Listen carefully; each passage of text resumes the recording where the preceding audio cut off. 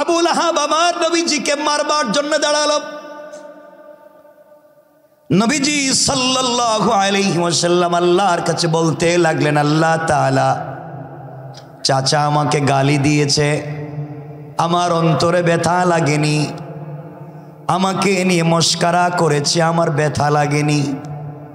আয় আল্লাহ, কিন্তু আপনাকে গালি দিয়েছে আমার সহ্য হয় না। যে কথা বলতে চাই আপনারা বুঝেন, বুঝাতে চাইলাম। কোরআনে কারীমের 13 নম্বর পারা 14 নম্বর সূরা ইব্রাহিমের প্রথম আয়াতে আল্লাহ বলেন, আলিফ লাম রা কিতাবুন আনজালনাহু ইলাইকা লিতুখরিজান নাসা মিনাজ যুলুমাতি ইলান নূর। আল্লাহ রাব্বুল ইজ্জত ওয়াল জালাল বলেন, মুসলমানেরা, এই দুনিয়ার জমিনে একটা মাত্র কিতাব আছে যার নাম আল কোরআন। আমি আপনার উপর অবতীর্ণ করেছি। কোরআন এমন একটা লাইটের নাম, কোরআন এমন একটা ম্যাগনেটের নাম, কোরআন এমন একটা চুম্বকের নাম। তোমরা যদি সমাজের অন্ধকারাচ্ছন্ন সমাজের কোনো একটা জায়গায় কোরআন নামক লাইটটাকে, কোরআন নামক ম্যাগনেটটাকে সুন্দর করে লাগিয়ে দিতে পারো, সমাজের কোনো জায়গায় অন্ধকার থাকবে না। আলোকিত করে দিবেন কে? আরো জোরে বলেন কে? কোরআনকে বুঝো, কোরআনকে থিসিস করো, কোরআনকে অ্যানালাইজ করো। খুব মনোযোগ দিবেন। কেন নবীজির ওয়ারাফা'না লাকা যিকরাক সম্মান কখন বাড়তে গেল, কেমনে বাড়ালেন, সে কথায় নিয়ে যাচ্ছে। আমার নবীজি আল্লাহর কাছে বললেন, আল্লাহ আমাকে গালি দিয়েছে, আমি মাফ করে দিলাম। আল্লাহ পাল্টা জানাইয়া দিলেন, পয়গম্বরে আরবি ও হাবিবুল্লাহ, আমার পরে তোমাকে স্থান দিয়েছি। সৃষ্টির জায়গায় এমন কোন সৃষ্টি নাই, আসমানে, জমিনে, দুনিয়ায়। আসমানে আমি যা সৃষ্টি করেছি, যেখানে আমার নাম রেখে দিয়েছি ওখানে তোমার নাম রেখে দিয়েছি। গোটা দুনিয়াকে ভৌগোলিকভাবে যেভাবে আল্লাহ সাজাইলেন, আল্লাহ বলেন পুরা দুনিয়ার ডিজাইন করেছি আমি আমার বন্ধুর নাম দিয়া। আল্লাহু আকবার। ওখানে নিয়ে যাব আপনাদেরকে। আমার বন্ধুগণ, আল্লাহ বললেন, বন্ধুরে তোমাকে গালি দিয়েছে, তুমি মাফ করে দিয়েছ। তোমাকে আঘাত করতে চেয়েছে তোমার চাচা, তুমি মাফ করে দিয়েছ। ও বন্ধু, আমি বাড়িয়ে বলতে পারি, যারা আমি আল্লাহকে গালি দিয়েছে, আবু লাহাব মাফ করে দিয়েছি। যারা আমার কোরআনকে গালি দিয়েছে, মাফ করে দিয়েছি। যারা আমাকে পাগল বলেছে, আমি মাফ করে দিয়েছি। কিন্তু যার জন্য এত কিছু আমি আল্লাহ করেছি, যাকে সম্মানিত করবার জন্য দুনিয়ার স্ট্রাকচারকে ডিজাইন করলাম, সেই কলিজার টুকরা হাবিবুল্লাহ আমার বন্ধুকে গালি দিয়েছে, আমি আবু লাহাবকে ছেড়ে দিতে পারি না। দুনিয়ার সব কিছু মাফ করে দিতে পারি, কিন্তু আমার বন্ধুকে গালি দিলে 1 মিনিটের জন্যে আল্লাহ মাফ করে দিতে পারেন না। ঠিক কিনা বলেন? এবার আল্লাহ সূরা লাহাব নাজিল করলেন। এটা আমার মূল আলোচ্য বিষয় না। সূরা লাহাব সূরা লাহাব নাজিল করলেন তার বিরুদ্ধে, কিন্তু আমার কথা হচ্ছে সূরার মধ্যখানে আল্লাহ একটা আয়াত জুড়ে দিলেন। আল্লাহ বললেন, ওয়ামরাআতুহু হাম্মালাতাল হাতাব, একটা আয়াত বাড়িয়ে দিলেন। আর আল্লাহ বললেন, পয়গম্বর আরবি বন্ধু আমার, শুধু আবু লাহাবকে আমি ধ্বংস করে দিয়েছি তা না, তার স্ত্রী উম্মে জামিল তাকেও ধ্বংস করে দিয়েছি। ওয়ামরাআতুন উম্মে জামিলকে আমি ধ্বংস করে দিয়েছি। কেন উম্মে জামিলকে ধ্বংস করলেন? উম্মে জামিল আবু লাহাবের স্ত্রী, আমার নবীজির বিআইন, তাকে ধ্বংস করবার কথা কেন আসলো? হাম্মালাতুন শব্দের 2টা তাফসীর মুফাসসিরিনে কেরাম তাফসীরের কিতাবে লিখেছেন। একটা তাফসীর হলো শব্দের অর্থ হলো, ব্যাখ্যা হলো, এই মহিলা বাড়িতে বাড়িতে, রাস্তায় রাস্তায়, দোকানে দোকানে, যেখানে যায় সেখানে বসে গীবত করে, শাকায়ত করে, সমালোচনা করে, আমার নবীকে গালি দেয়, আমার নবীর বিরুদ্ধাচরণ করে, যেখানে সেখানে গালিগালাজ করে, বদনাম করে, গীবত করে, শাকায়ত করে। আল্লাহ বলেন হাম্মালাতুন, গীবত শাকায়তকারিনী মহিলাকে আমি আল্লাহ ধ্বংস করে দিয়েছি। 2 নম্বর ব্যাখ্যা, এই মহিলা কাটাওয়ালা, শক্ত অন্যায় কাঠ এনে, কাটাওয়ালা জিনিস এনে রাস্তায় ফেলে দিয়ে আমার নবীকে কষ্ট দিত। এই জন্যে আল্লাহ তাকেও ধ্বংসের কথা বললেন, এখানে শেষ হয়ে যেতে পারত। এই উম্মে জামিল যে কথা বলতে চাই, কোরআন কেমনে বাঁচাইয়া দেয় দেখেন। কোরআন যদি আপনার সাথে থাকে, কোরআন যদি আপনার সিনায় থাকে, কোরআন যদি আপনার জবানে থাকে, গোটা পৃথিবী যদি আপনার বিরুদ্ধে চলে যায় মারবার জন্যে, আল্লাহ বলেন বান্দারে, গোটা পৃথিবীর মানুষের সামনে তোমার ভিতরে যদি কোরআন থাকে, কোরআন থাকে, আমি কথা দিলাম এই কোরআনের মাধ্যমে আমি আল্লাহ তোমাকে হেফাজত করে দিব। পড়েন সুবহানাল্লাহ। কেমনে বাঁচাইয়া দিবেন দেখেন। উম্মে জামিল হাতের মধ্যে পাথর নিল, কাঁধে পাথরের বস্তা নিল, আমার নবীজিকে মারবার জন্যে গড় থেকে বের হয়েছে, কাবা চত্বরের দিকে যাওয়া শুরু করেছে। এদিকে রাসূল পাক সাল্লাল্লাহু আলাইহি ওয়াসাল্লাম সিদ্দিকে আকবরকে সঙ্গে নিয়ে কাবা চত্বরে গিয়ে সিদ্দিকে আকবর বসে আছেন। আমার নবী সিদ্দিকে আকবরের রানের উপরে মাথা রেখে শুয়ে আছেন। আমার নবীজি শুয়ে শুয়ে কোরআন তিলাওয়াত করেন। সিদ্দিকে আকবর বলেন, আমি কলিজার টুকরা রাসূলের নূরানি চেহারার দিকে তাকাই আর 2টা কান দিয়ে নবীজির কোরআন তেলাওয়াত শুনি। এইভাবে দীর্ঘক্ষণ চলে গেল। হঠাৎ করে দেখলাম একজন মহিলা কাঁধের মধ্যে পাথর নিয়ে আমার নবীজিকে আঘাত করবার জন্য, মারবার জন্য আসতেছে। এমন সময় রাসূল পাককে তিনি বললেন, পয়গম্বরে আরবি, কোনো মহিলা যদি আপনাকে আঘাত করে, কোনো মহিলা যদি আপনাকে লাঞ্ছিত করে, এর চাইতে বড় বেইজ্জতি আর নাই। আপনি বলেন না, আমি জবাব দিই, আমি প্রতিবাদ করি। আমার নবীজি বললেন, ও সিদ্দিকে আকবর, আল্লাহ পাক জানিয়ে দিয়েছেন বন্ধু আমার, কেউ যদি তোমাকে আঘাত করবার জন্য আসে, কেউ যদি তোমাকে লাঞ্ছিত করবার জন্য আসে, দুনিয়ার জমিনে কেউ যদি তোমাকে অপমানিত করতে চায়, তুমি জবান দিয়ে শুধু কোরআন তিলাওয়াত করবে। আর আমি আল্লাহ কথা দিলাম বন্ধুরে, তুমি কোরআন তিলাওয়াত করতে থাকবে, তোমাকে হেফাজত করার জিম্মাদার স্বয়ং আমি আল্লাহ। আল্লাহু আকবার। সিদ্দিকে আকবর আমার নবীর চেহারার দিকে তাকায় আর আসমানের সূর্যের দিকে তাকায়, আসমানের তারকা চন্দ্রকে কল্পনা করে। এই সিদ্ধান্তে পৌঁছে গেলেন আর তিনি বললেন, কসম রব্বে পাকের জাতের, আমি তাকাইয়া দেখলাম আসমানের চন্দ্র, আসমানের তারকা, আসমানের সূর্যের চাইতে আমার নবীর চেহারা আরো বেশি সুন্দর দেখা যায়। পড়েন সুবহানাল্লাহ। উম্মে জামিল কাছাকাছি পৌঁছে গিয়েছে। হযরত সিদ্দিক আকবর দেখলেন উম্মে জামিল নবীজির চাচি এবং বিআইন। ডাক দিয়ে বললেন, ইয়া রাসূলুল্লাহ, আপনার ঘরের লোক আপনাকে মারবার জন্য এসেছে, আপনি বলেন না প্রতিবাদ করি। নবীজি বললেন, সিদ্দিক আকবর রে, আমি কোরআন তেলাওয়াত করব, রব বলেছেন বাঁচাইয়া দিবেন, আমার কোনো অস্ত্র লাগবে না, আমি কিছুই করতে পারবো না, কোরআন তেলাওয়াত করব। আমার নবীজি শুয়ে শুয়ে কোরআন তিলাওয়াত করেন। হযরত আবু বকর 2টা চোখ দিয়ে আমার নবীজিকে দেখেন, 2টা কান দিয়ে আমার নবীজির তেলাওয়াত শোনেন। এমন সময় আবু বকর তাকায়া দেখেন উম্মে জামিল বড় বড় পাথর নিয়া আমার নবীর সিনা মুবারকের সামনে দাঁড়াইয়া, সামনাসামনি দাঁড়াইয়া আবু বকরকে ডাক দিয়ে বলছে, আবু বকর রে, তুমি এখানে একা একা বসে আছো, তোমার বন্ধু কোথায়? আল্লাহু আকবার বলেন। আল্লাহু আকবার। আবু বকর আশ্চর্য হয়ে গেলেন। উম্মে জামিল বলে কি, আমি দেখি আমার নবীজি আমার রানে শুয়ে আছেন। আমি কান দিয়ে নবীজির তেলাওয়াত শুনি, দুইটা চোখ দিয়ে দেখি উম্মে জামিল সরাসরি নবীজির সিনার সামনে দাঁড়াইয়া আমাকে দেখে আমার নবীজিকে দেখে না, ব্যাপার কি? তিনি বললেন, উম্মে জামিল রে, তুমি নবীজিকে খুঁজতে এসেছো, তোমার বাতিজা তুমি খুঁজে দেখো কোথায় আছে।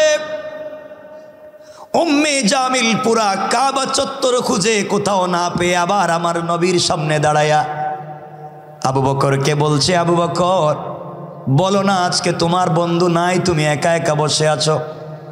উম্মে জামিল বলে যাচ্ছি, শোনো, তোমার বন্ধু আমার বাতিজা এবং বিআই মুহাম্মদ ইবনে আব্দুল্লাহকে মক্কার কোনো জায়গায় যদি আমি পাই আস্ত রাখবো না, মেরে ফেলবো। উম্মে জামিলের কথা শুনে সিদ্দিক আকবর মুচকি হেসে হেসে মনে মনে বললেন, তোমার চোখের সামনে কলিজার টুকরা নবীজি শুয়ে আছেন, দেখতে পাও না, আর তুমি কেমনি আমার নবীজিকে আঘাত করবে? পড়েন না সুবহানাল্লাহ। উম্মে জামিল গালাগালি করে চলে গেল, হুমকি দিয়ে গেল মুহাম্মদকে দুনিয়ার জমিনে রাখবে না। উম্মে জামিল যাওয়ার পরে সিদ্দিক আকবর উঠে আমার নবীজিকে জড়াইয়া ডাক দিয়ে বলেছেন, পয়গম্বরে আরবি, আপনাকে আমি দেখি, আপনার কোরআন তিলাওয়াত আমি শুনি।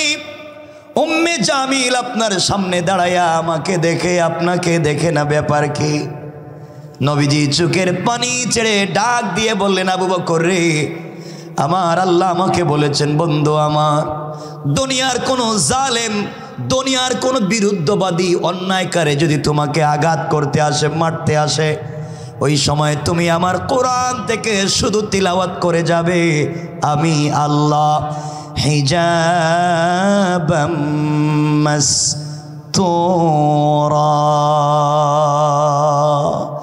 আকাশ থেকে একটা গোপন পর্দা পাঠাইয়া ওই কাফেরার তোমার মধ্যখানে আমি আল্লাহ নিজে পার্টিশন সৃষ্টি করে দেই। পড়েন সুবহানাল্লাহ, আল্লাহু আকবার বলেন। কষ্ট হচ্ছে আপনাদের? অসুবিধা হচ্ছে? একটু হাত উঠান দেখি, কার কার অসুবিধা হচ্ছে? অসুবিধা হইতেছে? হাত যে উঠাইলেন সকলে, তাহলে কি ওয়াজ বন্ধ করে দেব? অসুবিধা হয়? আপনাদের অসুবিধা মানে আমার ডাবল সুবিধা, তাড়াতাড়ি রেখে দিলাম। কষ্ট হচ্ছে না তো? শোনো যুবকেরা, কি বলতে চাই বুঝো। আজকে কোরআন রাসূল পাক তিলাওয়াত করলেন, তাকে বাঁচিয়ে দিলেন। আরেকটা কথা, 1 মিনিটে কোরআন থাকলে কেমনে বেঁচে যাবেন, আর এই কোরআনকে রাসূল ফলো করবার কারণে সম্মান কোথায় চলে গেল, সে কথাই আজকে বোঝাতে চাই। এই কোরআন যদি আপনার কাছে থাকে, আমার কাছে থাকে, আমাদেরকে সম্মানিত করে দিবেন কে? আল্লাহ। সকলে আওয়াজ করে বলেন, কে? আল্লাহ। সে 1 মিনিট এই কথা বলে আমরা আলোচনাকে আর সংক্ষেপ করব। কথাগুলো বুঝেন, যেটা শেষে বলার কথা ছিল ওইটা আগে বলতেছি, তাহলে মূল কথা একসাথে বুঝে নেবেন।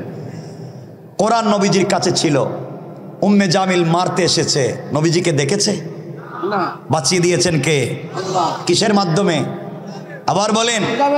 এই কোরআন আমাদের কাছে আছে? আছে, মসজিদের মক্তবে আছে, মসজিদের ভিতরে রাখা। কোরআন দিয়ে আজকে কি করছেন? কোরআন রে বানাইছেন জানাজার জিয়ারত করার বই, কোরআন রে বানাইছেন শবে বরাত আর শবে কদরে খতম পড়ার বই, কোরআন রে বানাইছেন কেউ মইরা গেলে তার বাড়িতে 10 জন মিলে খতম পড়ে 300 টাকা করে পাওয়ার বই। ঠিক কিনা বলেন? কোরআনকে বানিয়েছেন তাবিজ আর কবজ দেওয়ার বই।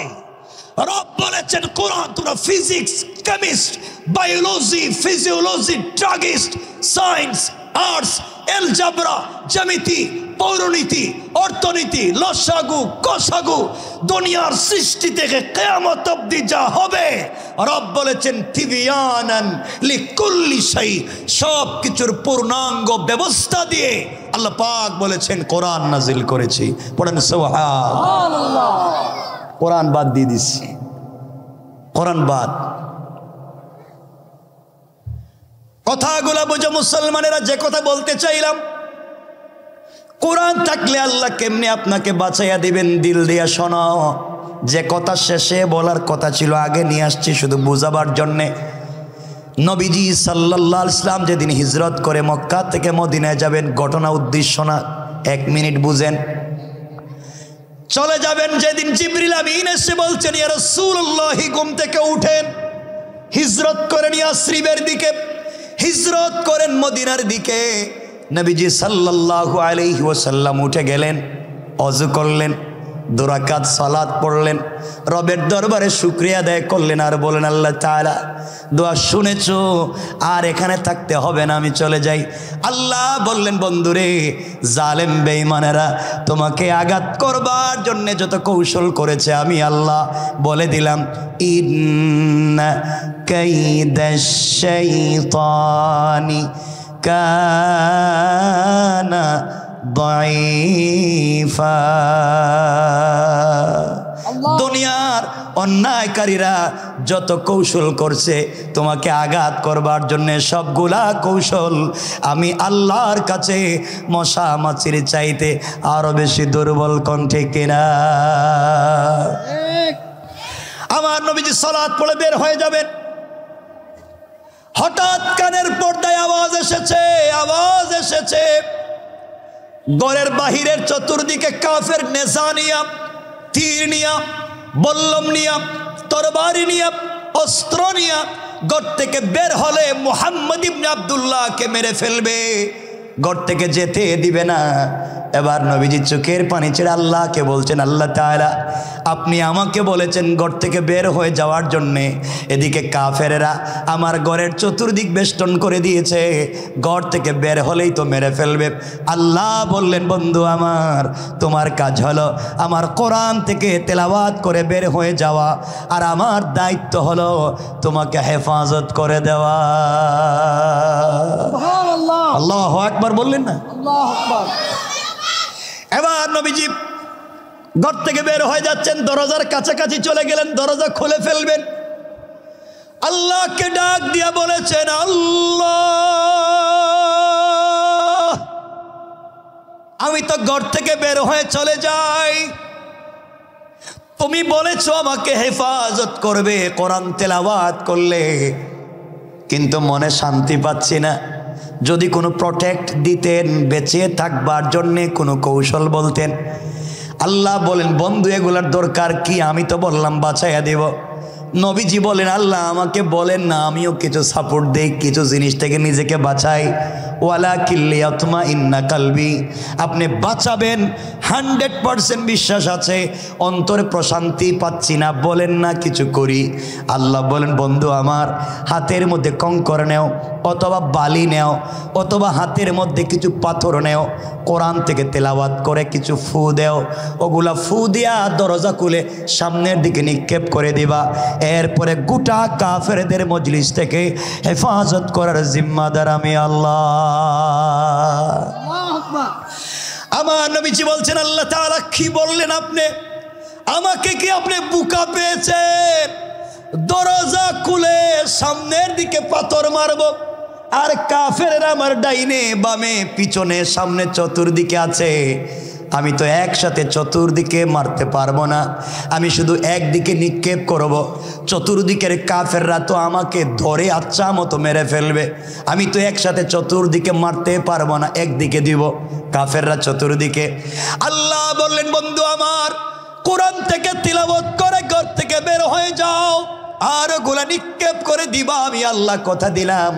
কোরআন তেলাওয়াত করবা তুমি, আর সকলের চুকে চুকে পৌঁছে দেওয়ার জিম্মাদার স্বয়ং আমি আল্লাহ। কোরআন কেমনে মানুষকে বাঁচাইয়া দেয় দেখেন, কোরআন কেমনে মানুষকে বাঁচাইয়া দেয়। তোমাদের পায়ে ধরে বলি, কোরআনকে ভালো করে বিশ্বাস করো, জীবনের কিছুই লাগবে না। এবার নবীজি কোরআন থেকে তেলাওয়াত করলেন, দরজা খুললেন, হাতের মধ্যে অল্প কিছু কঙ্কর নিলেন, শুধু সামনের দিকে এভাবে মারলেন। কাফের শুধু সামনে না চতুর্দিকে, কথা বলেন, মারলেন মাত্র একদিকে, চতুর্দিকের কাফেরদের চুকে পৌঁছে গেল। নবীজি চলে গেলেন মদিনায়। ঘটনা লম্বা ঘটনা, উদ্দেশ্য না। দীর্ঘদিন পরে আল্লাহ বলেন, বন্ধুরে জানতে চাই, বলো না ওই দিন যে বললা ঘর থেকে বের হলে কাফেররা মেরে ফেলবে, তুমি তো শুধু সামনের দিকে পাথর মারলা, ডাইনে বামে পিছনের কাফেরদের চুকে কেমনে গেল বলো? আমার নবীজি চুকের পানি ছেড়ে বলেন, আল্লাহ, মারলাম তো সামন দিকে, কেমনে গেল পিছন দিকে বুঝি না। আমার আল্লাহ বলেন, বন্ধুরে তাহলে শোনাও, আমার রমাইতা ইযা রমাইতা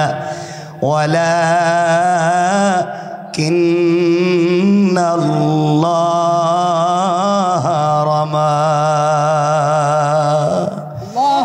আমার বন্ধু, তুমি যখন আমার উপরে ভরসা করে আমার কোরআনকে বুকে ধারণ করে নিক্ষেপ করেছো, এটা তোমার হাত থাকে নাই, তোমার হাত থাকে নাই, সাথে সাথে আমি আল্লাহর কুদরতের হাত হয়ে গিয়েছে। আর আমি আমার হাত দিয়া গোটা কাফেরদের চুকে চুকে পৌঁছে দিয়েছি। কোন সুবহানাল্লাহ, আল্লাহু আকবার। এজন্য আল্লাহ বললেন, কিতাবুন আনজালনাহু ইলাইকা লিতুখরিজান নাসা মিনাজ যুলুমাতি ইলান নূর। কোরআন নামক ম্যাগনেট যদি সাথে রাখতে পারো বান্দারে, দুনিয়ায় তোমার ভয় নাই, চিন্তা নাই। কোরআন তিলাওয়াত করার দায়িত্ব তোমার, আর হেফাজতের জিম্মাদার স্বয়ং আমি আল্লাহ। পড়েন সুবহানাল্লাহ, আল্লাহু আকবার বলেন, জোরে বলেন। এতটুকুন তো বুঝেছেন? বুঝতে পারলেন না? এতটুকুন তো বুঝছেন যে কোরআন মানুষকে বাঁচাতে পারে কি পারে না? সবাই বলেন, পারে কি পারে না? কোরআন বুঝো, আর কিচ্ছু না। সমাজে দাঙ্গা করো না, সমাজে সন্ত্রাসবাদ, উগ্রবাদ, চরমপন্থা, জঙ্গিবাদ, ফেন্সিডিল, ইয়াবা, মাদক সব বাদ দাও। আল্লাহর তাওহীদকে ফলো করো, রাসূলের রিসালাতকে আঁকড়ে ধরো, বাস্তব জীবনে কোরআন প্রতিষ্ঠা করো। জমিনে দ্বীন জিন্দা করে দিবেন কে? আল্লাহ। কথাগুলো শুনবেন। এই রাসূল যখন দেখলেন কোরআন এই করে, আল্লাহ বলেন, বন্ধু আমি তোমার অনেক সম্মান বাড়িয়ে দিয়েছি। কেমনে? ওয়ারাফা'না লাকা যিকরাক, অনেক সম্মান দিছি। কেমনে দিছেন? আল্লাহ বলেন, বন্ধু দেখো, আল্লাযী আনকাযা যহরাক ওয়া ওয়াদা'না আনকা উযরাক, তোমার বুকের উপরে একটা বোঝা ছিল, এই বোঝাকে হালকা করে দিয়েছি। তোমার বুকে একটা চাপ ছিল, চাপকে দূর করে দিয়েছি। আল্লাহ কেমনে দিয়েছেন? নবীজিকে আল্লাহ বলছেন, বন্ধু দ্বীনের দাওয়াত দিতে দুই জিনিস লাগে। কয় জিনিস? সবাই বললেন না। একটা হচ্ছে দাওয়াত দিতে গেলে টাকা লাগবে, সম্পত্তি লাগবে। টাকা পয়সা না থাকলে আপনি কিন্তু সব জায়গায় দ্বীনের দাওয়াত দিতে পারবেন না। পারবেন? নবীজি বললেন, বন্ধু আমি যখন চিন্তা করলাম দ্বীনের দাওয়াত তোমাকে দিয়েই দিব, তখন মক্কার সব থেকে সম্ভ্রান্ত মেয়েকে, সব থেকে টাকাওয়ালা মেয়েকে আমি আল্লাহ তোমার প্রেমে ফেলে দেয়া, ওই মেয়েটাকে তোমাকে বিয়ে করাইয়া তার সমুদয় সম্পত্তি ইসলামের রাস্তায় নিয়ে এসে দুহাত উজাড় করে দান করে দিয়ে দিন বিজয়ের স্বপ্ন দেখিয়েছি। বলেন সুবহানাল্লাহ। বললে আল্লাহ ঠিক আছে বুঝছি, খাদিজাকে বিয়ে করাইয়া তার টাকা পয়সা দিনের রাস্তায় ব্যয় করাইয়া আমার দিলের কষ্ট দূর করছো। আর কি? আল্লাহ বলেন, দেখো তুমি কোরআন তিলাওয়াত করতে বড় কষ্ট হতো, একটা আয়াত নাজিল হওয়ার পরে মুখস্থ করবার জন্য ঘাম ঝরে যেত, বারবার জিহ্বা নাড়াতে। আমি বলছি লা তুহাররিক বিলিসানাক লিতাআজ্জালা বি। বন্ধু কোরআন নাজিল হলে আর তোমাকে জিহ্বা নাড়াইয়া কষ্ট করতে হবে না। পুরা 30 পারা কোরআন তোমার সিনার ভিতরে নাজিল করে দেওয়ার দায়িত্ব নিয়েছি আমি আল্লাহ। তোমাকে কত সহজ করে দিলাম। আল্লাহ আর কি করেছেন? আল্লাহ বলছেন, বন্ধু দ্বীনের দাওয়াত দিতে গেলে ক্ষমতা লাগে। ক্ষমতা না থাকলে, পাওয়ার না থাকলে আপনার সব জায়গায় দাওয়াত নিয়ে যেতে পারবে না। বাইরন আপনি কোত্থেকে আইছেন? বাইরন বলবে না?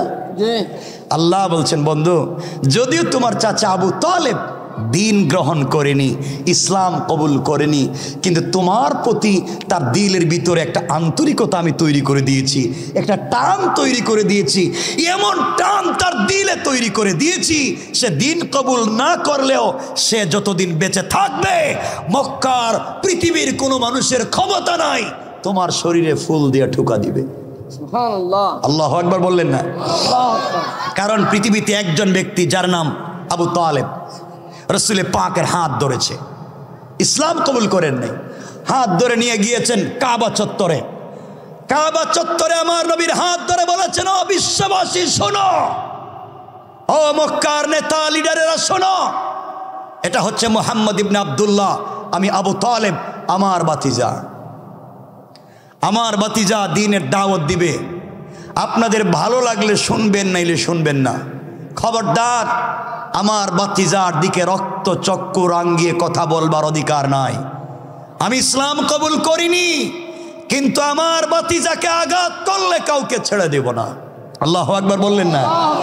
এই কথা বলবার পরে নবীজির সাহস 100 গুণ বেড়ে গেল। মক্কার অলিতে গলিতে দ্বীনের দাওয়াত দিতে লাগলেন, কেউ তাকে বাধা দিতে পারলো না। আল্লাহু আকবার। আল্লাহ বলেন, বন্ধু 3 জিনিসের দরকার ছিল, কোরআন শক্ত জিনিস তোমার দিলে নাজিল করে দিয়া, ওয়াতানা আনকা উইসরাক, এই শক্ত জিনিসকে তোমার দিলে দিলাম, কষ্ট দূর করলাম, খাদিজাকে বিয়ে করাইয়া টাকার ব্যবস্থা করে দিন প্রচারের ব্যবস্থা করলাম, আবু তালেবের দিল নরম করে ইসলামের জন্য শক্ত করে দিলাম, সব তো পাইছো, দিনের দাওয়াত দাও। সুবহানাল্লাহ বললেন না? সুবহানাল্লাহ। বন্ধু তোমার সম্মান বাড়াইছি। আল্লাহ বলেন, নবীজি বলেন, ঠিক আছে, আল্লাহ সম্মান বাড়াইছে। হঠাৎ করে, সংক্ষেপ, আমরা খুব লম্বা দূরে যাব না তো, হঠাৎ করে একটা বছর আসলো যে বছরে রসুলের চাচা ইন্তেকাল করলেন, আবু তালেব ইন্তেকাল করলেন। নবীজি কষ্ট পেয়ে গেলেন, আহারে আমি এখন রাস্তাঘাটে কেমনি দাওয়াত দিব, নবীজি কি আমাকে তো মাইরা ফেলাবে। এর কয়েকদিন পরেই কলিজার টুকরা স্ত্রী খাদিজাতুল কুবরা ইন্তেকাল করলেন। এখন নবীজির চাচাও নাই, নবীজির স্ত্রীও নাই। তো খাদিজার সঙ্গে রসুলের গঠে যাওয়া খুনসুটি চমৎকার ছিল। এগুলো অনেক লম্বা বিষয়, সুযোগ থাকলে সামনে বলবো, মনে রাখবেন। দুজন নাই। তো নবীজি আল্লাহর কাছে বলছেন, আল্লাহ আপনি বললেন চাচাকে দুর্বল করে আমাকে শক্তিশালী করছেন, খাদিজাকে বিয়ে করাইয়া দ্বীনের রাস্তায় আমাকে শক্ত করছেন, দুজনই তো নাই, তো কোথায় আমার সম্মান বাড়াইছেন? নবীজি আল্লাহর কাছে বলতে লাগলেন। আমার মুসলমান বন্ধুগণ, গভীর মনোযোগ।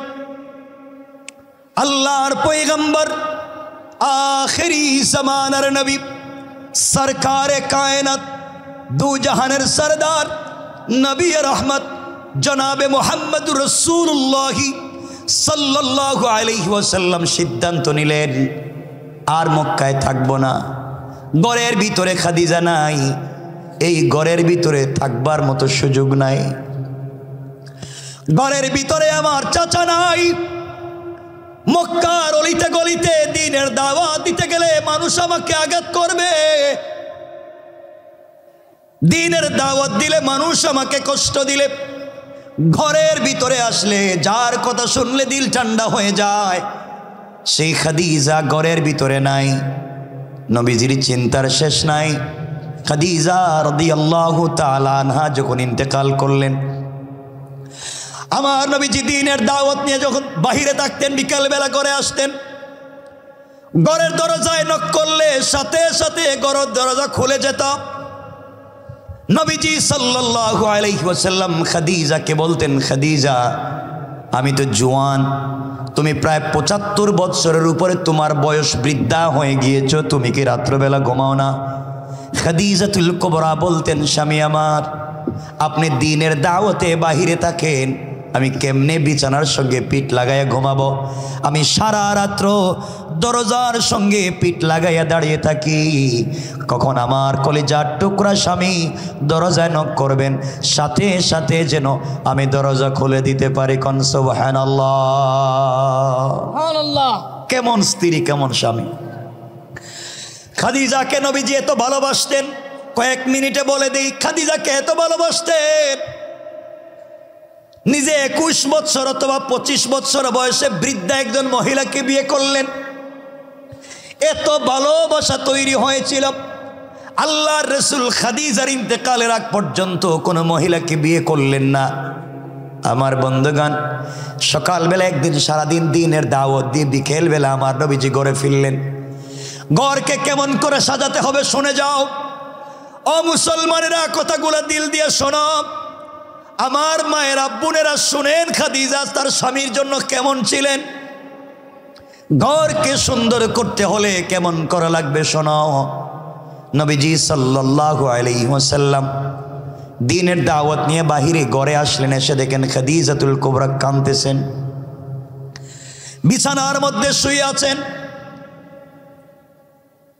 রাসূল পাক মাথায় হাত দিয়ে দেখলেন প্রচন্ড জ্বর উঠেছে, শরীর কাঁপতেছে।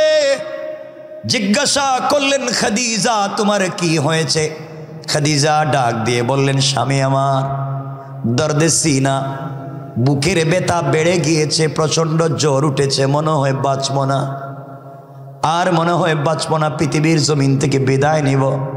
মনের ভিতরে কোনো ব্যথা নাই, কিন্তু আমি আপনাকে কোথায় রেখে যাব? পুরা মক্কায় দুশ্মনের অভাব নাই, আমি আপনাকে কার কাছে রেখে যাব? আমি খাদিজা আপনার ঘরে আসার পরে কোনোদিন আপনাকে নিজের হাতে খেতে দেই নাই। আমি খাদিজা আপনার ঘরে আসার পরে কোনোদিন আপনাকে নিজের হাতে গোসল করতে দেইনি। আমি খাদিজা আপনার ঘরে আসার পরে কোনোদিন আপনার কষ্ট হবে এমন কোনো কাজ আমি করতে দেইনি। আপনি সারাদিন দিনের দাওয়াত নিয়ে বাহিরে যান, মানুষ আপনাকে কষ্ট দেয়, মানুষ আপনাকে গালি দেয়, আমি জানি। এজন্যে আমার যত কষ্ট হয় না কেন, আপনি ঘরে আসার সময় সেজে গুজে ঘরের দরজায় দাঁড়িয়ে থাকি। যখন আপনি খাদিজা বলে ডাক দেন, ঘরের দরজা খুলে দিয়ে আপনাকে জড়াইয়া আপনার কপালে চুম্বন দিয়া সারা দিনের কষ্টগুলো আমি খাদিজা দূর করে দে। আল্লাহু আকবার বলে। আল্লাহু আকবার। কেমন স্ত্রী ছিলেন। খাদিজা ডাক দিয়ে বলছেন, স্বামী আমার নির্ঘাত আমি মরে যাব, কার কাছে আপনাকে রেখে যাব? দুশ্মনের এই দুনিয়ায়। কাঁদতেছেন, হাত কাঁপতেছেন, কথা বলতে পারতেছেন না। এবার খাদিজাতুল কুবরা বলছেন, স্বামী কিছু কথা বলতে চাই। আপনার ঘরে আসার পরে হয়তো ঠিক মতো আপনার খিদমত করতে পারিনি, যেভাবে ভালোবাসবার কথা ছিল পারিনি, যেভাবে আপনাকে সেবা করবার কথা ছিল পারিনি। আমি মরে গেলে আপনি স্বামী হিসাবে ক্ষমা করে দিবেন। আমার নবীজি খাদিজাকে জড়াইয়া ডাক দিয়া বললেন, খাদিজা কি বলেছো? তুমি আমার ঘরে আসার পরে তোমার সম্পত্তি দ্বীনের রাস্তায় ব্যয় করে দিন বিজয় করেছ। জীবনে যত কষ্ট পাই না কেন, ঘরে আসলে তোমার চেহারা দেখলে সব ভুলে যায়। চলার পথে যেই সাহস সহযোগিতা শক্তি জুগিয়েছ, এই দুনিয়ার জমিনে আমার বাবা নাই, এই দুনিয়ার জমিনে আমি মুহাম্মদের মা নাই, এই দুনিয়ার জমিনে আমার ভাই নাই, আমার বোন নাই, কেউ নাই, সব নাই। কিন্তু তুমি আমাকে এমন করে আগলে ধরেছো, সব আমাকে বুলাইয়া দিয়েছ। তুমি কি বলতে চাও খাদিজা? স্বামী হিসাবে তোমার হক আদায় করতে পারিনি, তুমি আমাকে ক্ষমা করে দিও, তোমাকে আমি জীবনে কোনোদিন বলতে পারবো না। খাদিজাতুল কুবরা বলছেন, স্বামী ইন্তেকাল তো করবো, বাঁচবো না, কয়েকটা ওসিয়ত আপনাকে করতে চাই।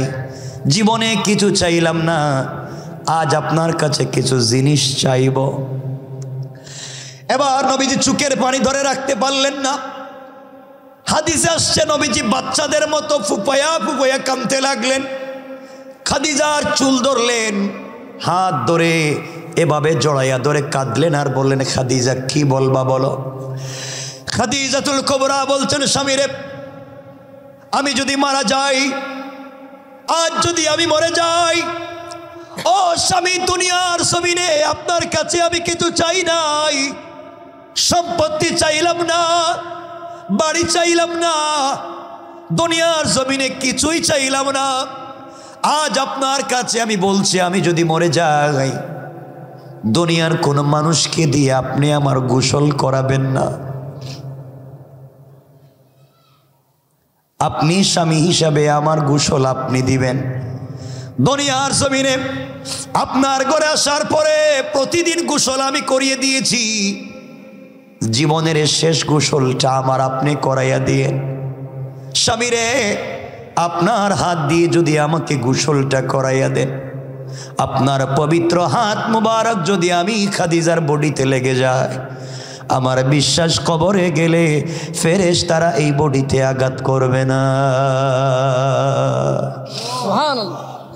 নবীজি বললেন, খাদিজা মেনে নিলাম, আর কি বলতে চাও? ও খাদিজা, কি বলতে চাও তুমি বলো।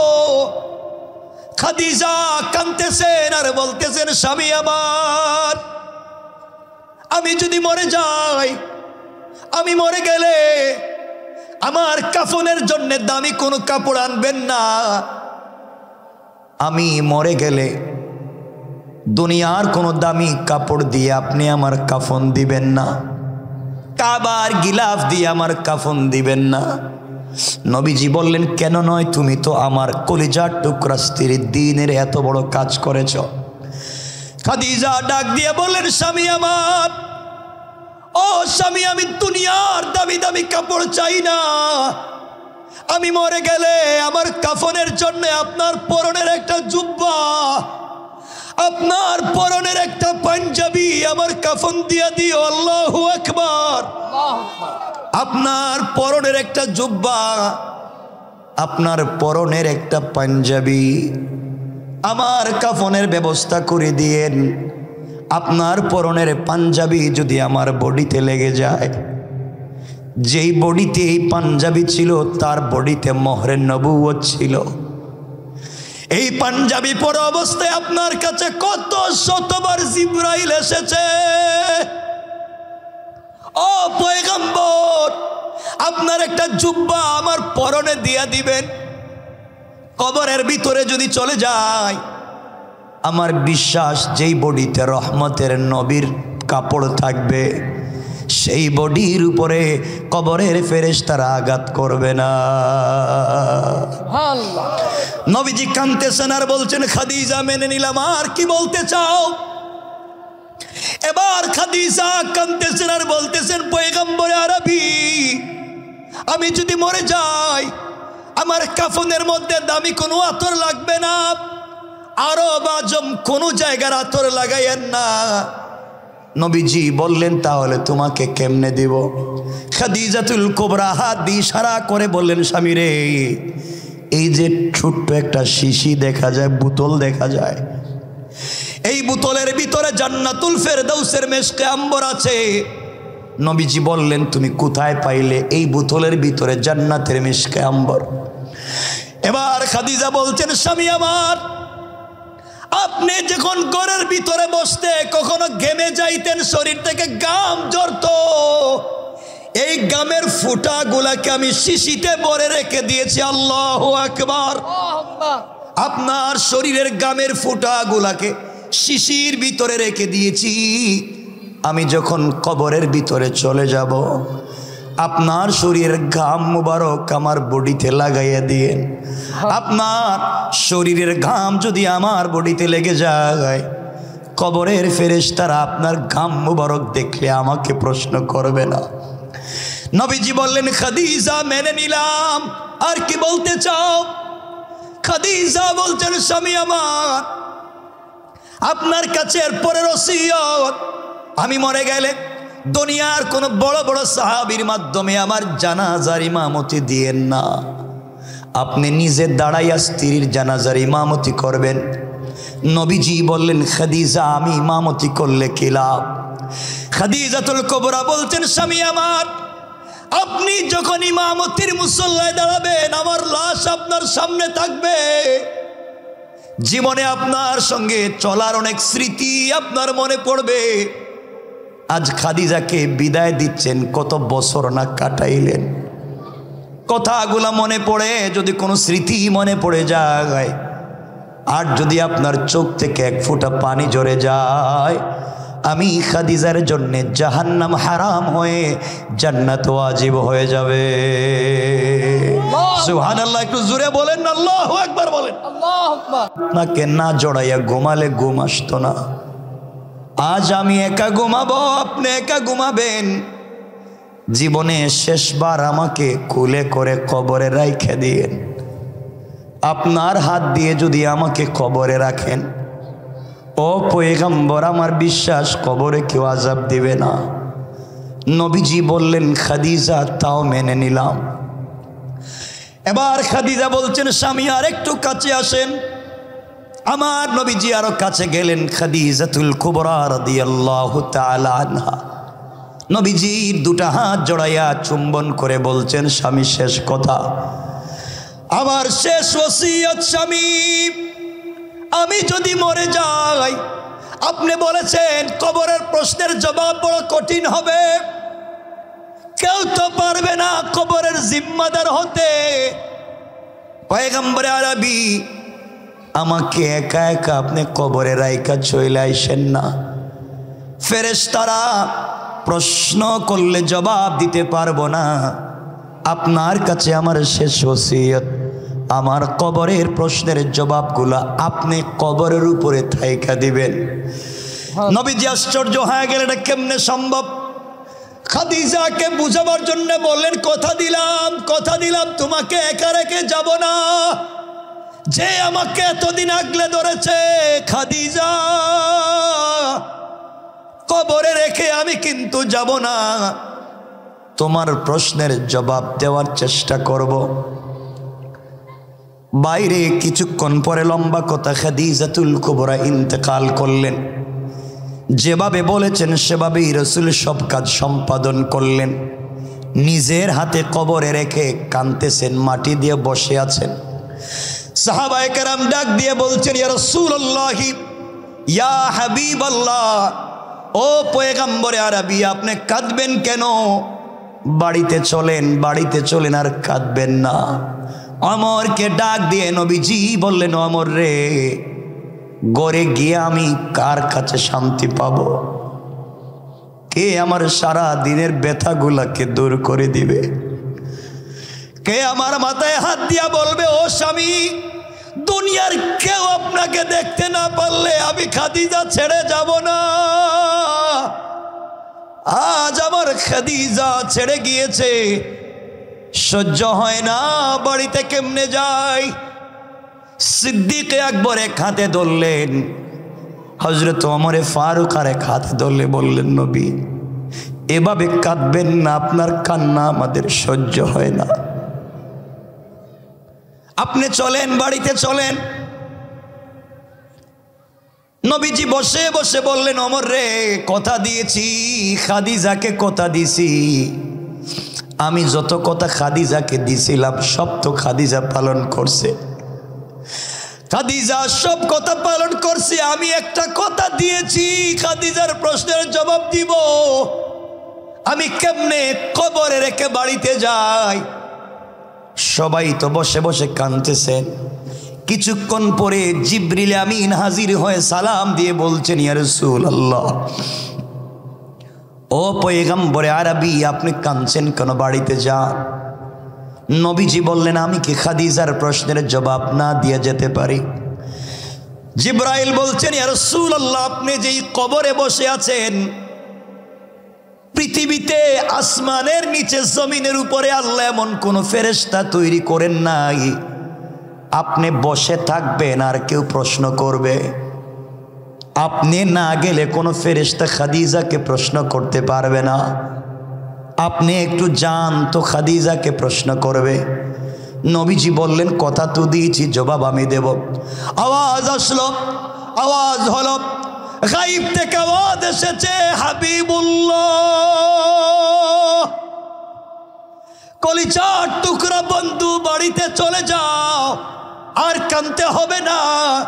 খাদিজা দিনের জন্য যা করেছে, যত কষ্ট করেছে, আমি আল্লাহ সন্তুষ্ট হয়ে গিয়েছি। খাদিজার প্রশ্নের জবাব দেওয়ার জন্য তোমাকে বসে থাকা লাগবে না, আমি আল্লাহর আরশে আজিম থেকে খাদিজার প্রশ্নের জবাবের জিম্মাদার হয়ে গেলাম। আল্লাহু আকবার বলেন। আমি বলতে চাই, জিন্দেগি এভাবে বানাও, পরিবারকে এভাবে তৈরি করো, পরিবারকে জান্নাতের টুকরা বানাও, ফিতনা বাদ দেও, অন্যায় অনাচার বাদ দেও, ইনশাআল্লাহ। বলেন না ইনশাআল্লাহ? সবাই বলেন, আরো জোরে বলেন ইনশাআল্লাহ। আমার বন্ধুগণ, কষ্ট হচ্ছে আপনাদের? রাসূল পাকের স্ত্রী ইন্তেকাল করলেন, চাচাও মারা গেলেন। বাড়িতে আসার পর আর ভালো লাগতেছে না নবীজির, কাঁদতেছেন, একা একা কাঁদতেছেন। চিন্তা করে দেখলেন আর মক্কায় থাকবো না, চাচাও নাই, স্ত্রীও নাই, মাও নাই, বাবাও নাই, ভাই বোনও নাই, এ মক্কা আমার কেউ দেখতে পারবে না। নবীজি চিন্তা করলেন, যাই নানার বাড়ি। নানার বাড়ি গেলে হয়তো নানার বাড়ির লোক তো আমাকে একটু দেখলে আদর করবে, ভালোবাসবে, তার অনেক আমাকে আদর করত। নবীজি এই চিন্তায় ঘর থেকে বের হয়ে গেলেন, নানার বাড়ি তায়েফে চলে যাচ্ছেন, আর থাকবেন না বাড়িতে। আমার বন্ধুগণ, কথাগুলো এবার দিল দিয়ে শোনেন। আমার নবীজি চলতে লাগলেন তায়েফের দিকে। দীর্ঘ পথ চলবার পরে তায়েফে পৌঁছে গেলেন। তায়েফের মানুষের কাছে গিয়ে বললেন, তায়েফের মানুষেরা শোনো, এক আল্লাহর তাওহীদ এবং এক রসুল, আমি রসুলের রিসালাত মানো, আসলিম তাসলাম, ইসলাম কবুল কর, জান্নাতে যাইবা, শান্তিতে থাকবা। এই কথাগুলা বলবার অপরাধে তায়েফের মানুষেরা আমার নবীজিকে পাগল বলতে লাগলো, বকওয়াস গালি দিতে লাগলো, হাতে পায়ে শিকল আর দড়ি লাগায়া অপমানিত গোলামের ন্যায় তায়েফের জমিনে টানা হেঁচড়া শুরু করে দিয়েছে। বাচ্চাদেরকে পাগল পাগল বলে লেলিয়ে দিয়েছে। বাচ্চারা ইট পাটকেল আমার নবীর বডিতে মারা শুরু করে দিল। আমার নবীজি শুধু বলতে লাগলেন, আল্লাহুম্মা গফির লিকওমি ফাইন্নাহুম লা ইয়ালামুন। আল্লাহ, আমার জাতি আমাকে বুঝে নাই, তুমি তাদের বদলা নিও না, আমি মাফ করে দিলাম। আয় আল্লাহ, আমাকে তারা আঘাত করেছে, রক্তাক্ত করেছে, তুমি যদি রাগ করে তায়েফবাসীকে মেরে ফেলো, আমি কার কাছে দ্বীনের দাওয়াত দিব? কেমন ছিলেন আমার দরদি নবী? নবীজি সাল্লাল্লাহু আলাইহি ওয়াসাল্লাম 3 জায়গায় অজ্ঞান হয়ে গেলেন। জ্ঞান ফিরবার পরে খাদেম তাকে একটা জায়গায় নিয়ে এসেছে। নবীজি তাকাইয়া দেখেন শরীরের রক্ত, কাপড় ভিজে গেছে, পুরা কাপড় লাল হয়ে গিয়েছে। নবীজি একটা একটা করে কাপড় মোবারক খুললেন, খুলে নবীজি জমিনে রাখেন না, কাপড়গুলাকে নিজের রানের উপরে রেখে দিলেন। খাদেমকে বললেন, খাদেম তোমার কাছে কোনো কাপড় আছে কি? খাদেমের কাছ থেকে কাপড় নিয়ে শরীর মাথা থেকে পা পর্যন্ত মুছলেন। এরপরে নবীজির শরীর থেকে রক্ত বন্ধ হয় না। হঠাৎ করে তাকাইয়া দেখা যায় নবীজি দেখেন নাই, পায়ের মধ্যে ছিল চামড়ার মোজা, মোজার নিচে 1 ফোঁটা রক্ত লটকে গেছে। তারিখে ইবনে জারির তাবারিতে লিখে আল্লাহ রব্বুল ইজ্জত ওয়াল জালাল জিবরাইলকে বলছেন, জিবরাইল তুমি কোথায়? জিবরাইল বলছেন, আল্লাহ আমি সিদরাতুল মুনতাহায় বড়ই গাছের নিচে। আল্লাহ বললেন, জিবরাইল রে এই মুহূর্তে যাও, দুনিয়ার জমিনে যাও, আমার নবীজিকে তায়েফের মানুষ চিনে নাই, আঘাত করেছে, সহ্য করেছি, আমার নবীজিকে মারছে, আমি কিন্তু সহ্য করছি। মনে রাখো জিবরাইল, আমি আল্লাহ যেমন রহমান রহিম গফফার, আমি তেমন কাহার এবং জব্বার। রাগ করলে কেউ আমাকে থামাতে পারবে না। শোনাবো, তায়েফের মানুষ আমার নবীজিকে চিনে নাই, মারছে, কিন্তু তায়েফের মাটি আমার নবীজিকে চিনতে ভুল করবে না। তায়েফের জমিনে যদি আমার নবীর এক ফোঁটা রক্ত পড়ে যায়, তায়েফের জমিনে যদি কোনোভাবে আমার নবীজির রক্ত পড়ে যায়, গোটা পৃথিবী আমি ধ্বংস করে দেব, জমিন আর টিকাইয়া রাখবো না। নবীজির পা থেকে জমিনে রক্ত পড়ে যাওয়ার আগে আগে তোমার নূরের পর বিছায়া জমিনে রক্ত পড়া থেকে বাঁচাইয়া দাও। জিবরাইল বলছেন, আল্লাহ আমি সিদরাতুল মুনতাহায়, নবীজি কোথায়? তায়েফে। আয় আল্লাহ, কোথায় সিদরাতুল মুনতাহা, কোথায় তায়েফ, রক্ত কোথায়? আল্লাহ বলছেন, জিবরাইল রে, পায়ের নিচে চামড়ার মোজা ভরে নিচে রক্ত লটকে গিয়েছে, পা থেকে পড়লে সেকেন্ডের 1 কোটি ভাগের 1 ভাগের ভিতরে মাটিতে লেগে যাবে। আমি আবারও কথা দিলাম, রব কথা দিলে কথা ভাঙ্গি না। যদি আমার বন্ধু রক্ত তায়েফের মাটি স্পর্শ করে রে, কথা দিলাম জমিন রাখবো না, ভেঙ্গে ফেলবো। জিবরাইল বলেন, পৃথিবীতে আসতে আমার 3 দিন কষ্ট হয়েছে। তারিখ ইবনে জারির তাবারিতে লিখে, নবীজির খাদেম আনাস ইবনে মালিক আল আনসারী রাদিয়াল্লাহু তাআলা আনহু বর্ণনা করলেন, জিবরাইল ওই সময় তার 600 নূরের ডানা দিয়া 600 নূরের ডানা দিয়ে তিনি টান দিলেন, যিনি একবার টান দিলে 70,000 কিলোমিটার চাইতে বেশি যায়। এই জিবরাইল নূরের পর নূরের ডানা দিয়ে টান দিলেন। টান দিয়ে তিনি বলেন, জমিনে এসে তায়েফে এসে দেখি নবীজির পা মোবারক থেকে রক্ত ছুটে গিয়েছে, জমিন স্পর্শ করে ফেলবে। এর ভিতরে আমি আমার ডানা বিছায়া পৃথিবীবাসীকে বাঁচাইয়া দিয়েছি। আল্লাহু আকবার। আমার বন্ধুগণ, এবার নবীজি কষ্ট পেলেন, চিন্তা করলেন, তায়েফের মানুষও আমাকে মারল, এখন কার বাড়িতে যাব, কার ঘরে গিয়ে আশ্রয় নিব? চিন্তা করলেন, উম্মে হানির বাড়িতে চলে যাই। উম্মে হানির বাড়িতে গেলে হয়তো কয়েকটা দিন থাকতে পারবো। আপনারা ভালো করেই জানেন, মানুষ যখন একা হয় তখন দুঃখের স্মৃতিগুলা মনে পড়ে। কথা বলেন না কেন? উম্মে হানির বাড়িতে গেলেন, থাকলেন, শরীরের দিকে তাকালেন, তাকাইয়া দেখেন নবীজির শরীরের কাপড়গুলা ছেঁড়া, শরীর ফুলে গিয়েছে, পুরা বডিতে বসন্তের দাগের মতো পাথরের কালো কালো দাগ পড়ে গিয়েছে। কাঁদতেছেন আর বলতেছেন, আল্লাহ তাআলা আপনি বলেছেন ওয়ারাফানা লাকা যিকরাক, আমাকে নাকি সম্মান দিছেন। কি এর সম্মান? যেখানে যাই মানুষ আমাকে পিটায়, মারে, রক্ত ফালায়। তায়েফে গেলে মারে, মক্কায় আইলে মারে, বাড়িতে গেলে মারে, ঘর থেকে বের হলে মারে। আপনি বললেন ওয়ারাফানা লাকা যিকরাক, সম্মান কি দেইনি? আমাকে শুধু আঘাত করে, কোথায় সম্মান? নবীজির এই কথাগুলো আল্লাহর দিলে লেগে গিয়েছে। বন্ধুর কষ্টের কথা আল্লাহ সহ্য করতে পারলেন না। এবার জিবরাইলকে বলছেন, জিবরাইল যাও, পৃথিবীতে আমার পরে আমার বন্ধুকে যে সম্মান দিয়েছি, এই সম্মান আমি আমার বন্ধুকে দিতে চাই, যাও। এবার জিবরিল আমিন আসলেন। নবীজি সাল্লাল্লাহু আলাইহি ওয়াসাল্লাম শুয়েছিলেন, ঘুম থেকে উঠালেন, চোখের পানি মুছলেন। জিবরাইল বলছেন, ইয়া রাসূলুল্লাহ চলেন আমার সঙ্গে। কোথায় নিয়ে যাইবা? আপনি নাকি বলছেন আপনি বড় কষ্ট পাইছেন, কষ্ট পাইলে তো বন্ধুর কাছে গেল কষ্ট দূর করে দিবে। সত্যিকার বন্ধু যিনি হয়, বন্ধুর কষ্টে বন্ধু কাছে থেকে কষ্ট দূর করতে চায়। এবার জিবরাইল বলছেন, ইয়া রাসূলুল্লাহ আমার সঙ্গে চলেন। আমার নবীজিকে সঙ্গে নিয়ে জিবরিল আমিন চলতে লাগলেন। কাবা চত্বরে নিয়ে নবীজিকে শোয়া দিলেন, ঠাস করে বুকটা কেটে ফেললেন, বুকের ভিতর থেকে কি যেন বের করলেন, জমজমের পানি দিয়া ভালো করে ধুইলেন, আবার ভিতরে ঢুকাইয়া দিলেন।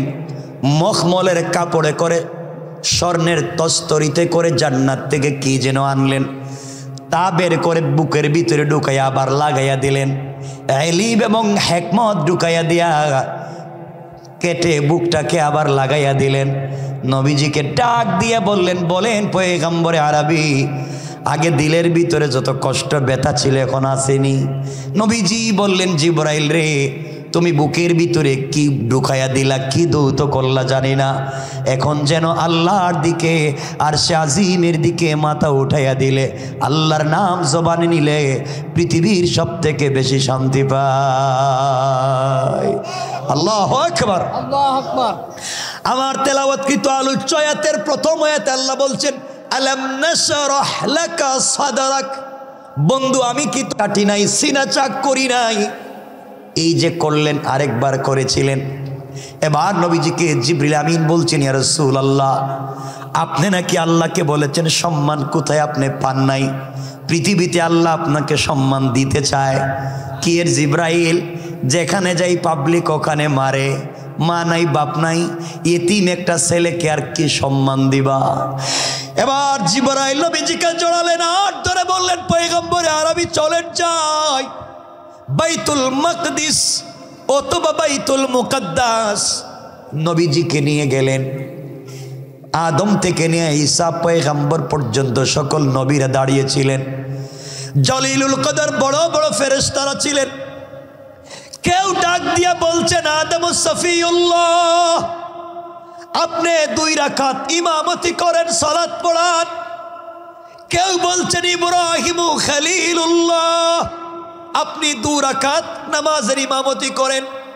কেউ বলছেন, মুসা কালিমুল্লাহ, আপনি 2 রাকাত নামাজের ইমামতি করেন। কেউ বলছেন, ঈসা রূহুল্লাহ, আপনি 2 রাকাত সালাতের ইমামতি করেন।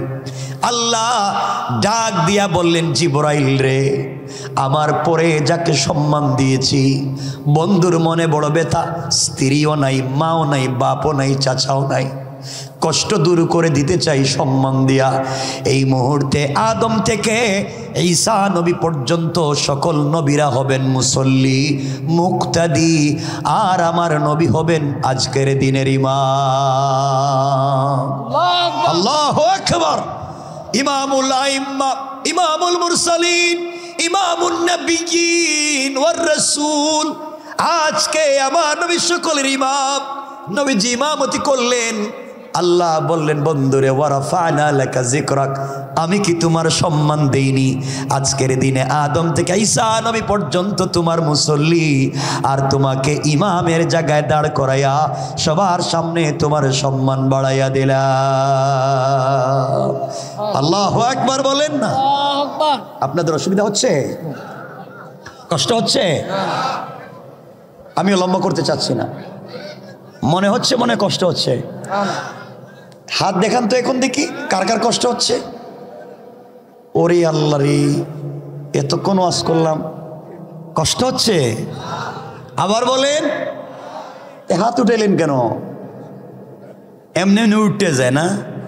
উঠতে যায় এটা এমনি। আমার বন্ধুগণ, যে কথা বলতে চাইলাম মনোযোগ দিয়ে শোনো। ও যুবকেরা, বুঝো, জোয়ান যারা আছে তোমাদেরকে বলছি, মুরব্বী বাবা আছেন, শুনেন দিল দিয়ে 2 হাত জোড় করে বলছি। ও মুসলমানেরা, একদিন দেখবা তোমাদের মানিকগঞ্জের জমিদার বাড়ি থাকবে, জমিদার সাহেব থাকবেন না।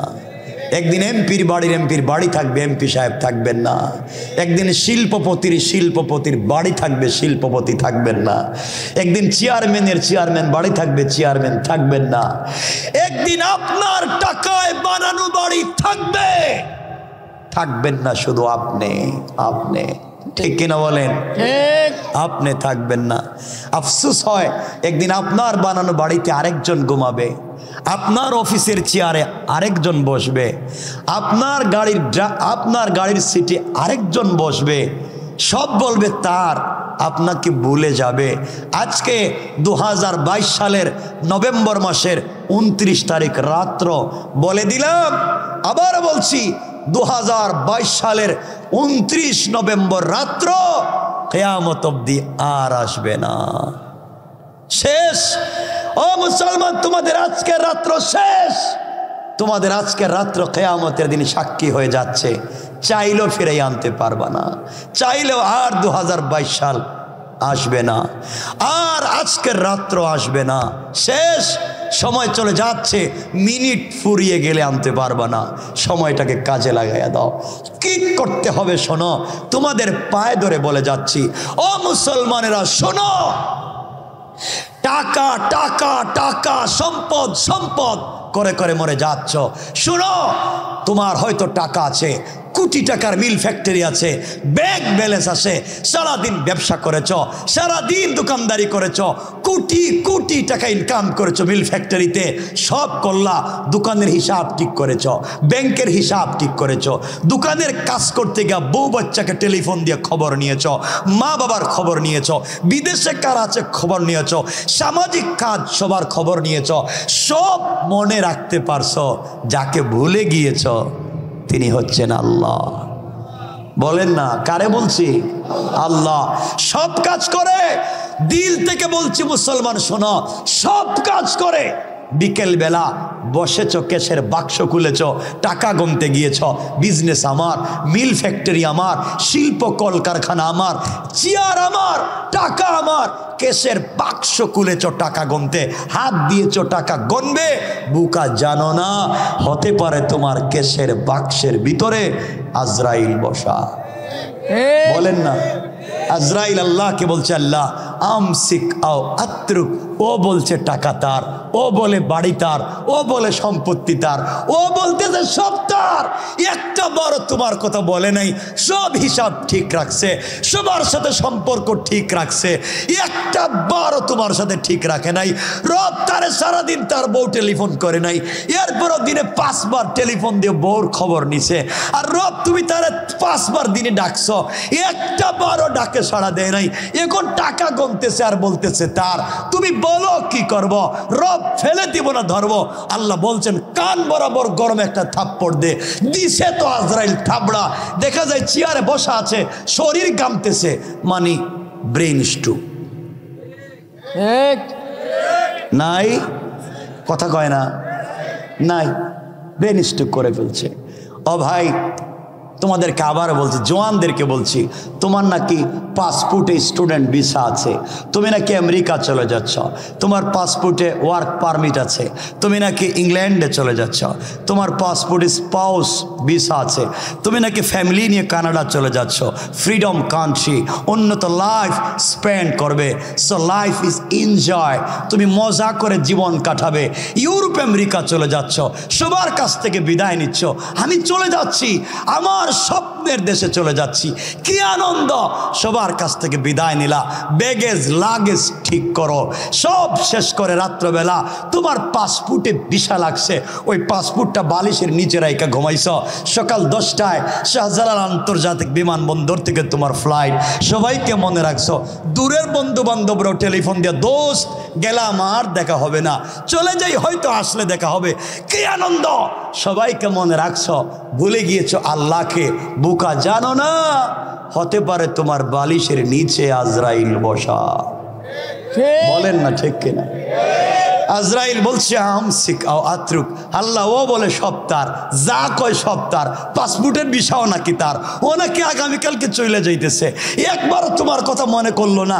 আল্লাহ ওরে যাইতে দিব না ঘুমের ভিতরে শেষ করে দিব? আল্লাহ কয় দে, একবারে বুক বরাবর একটা থাপ্পড় দে।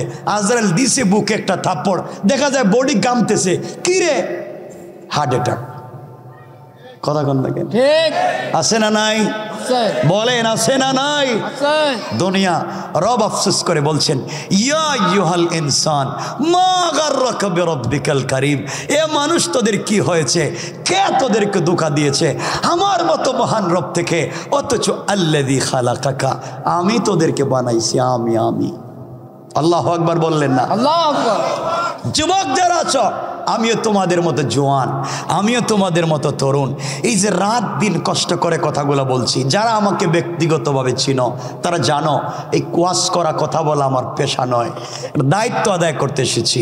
আল্লাহ আমাকে দুনিয়ায় থাকবার নাই এমন কোনো জিনিস নেই, সব দিয়েছে। পৃথিবীতে যা লাগে একটা মানুষের সব আল্লাহ আমারে দিয়েছে, এই বয়সে সব আছে। যে জিনিসটার অভাব ফিল করি তোমাদের সাথে শেয়ার করতে চাই। ও যুবক ভাই, তোমাদেরকে আবারও বলছি, প্রেম ভালোবাসা আল্লাহর সাথে করো। যুবক যারা আছো, আমিও তো তোমাদের মতো তরুণ যুবক ভাই, তোমাদের পায়ে ধরে একটা কথা বলে যাচ্ছি। বোন যারা আছো তোমাদেরকেও বলে যাচ্ছে, শোনো ও যুবকেরা, আর নষ্ট হইও না, খারাপ পথে যাইও না।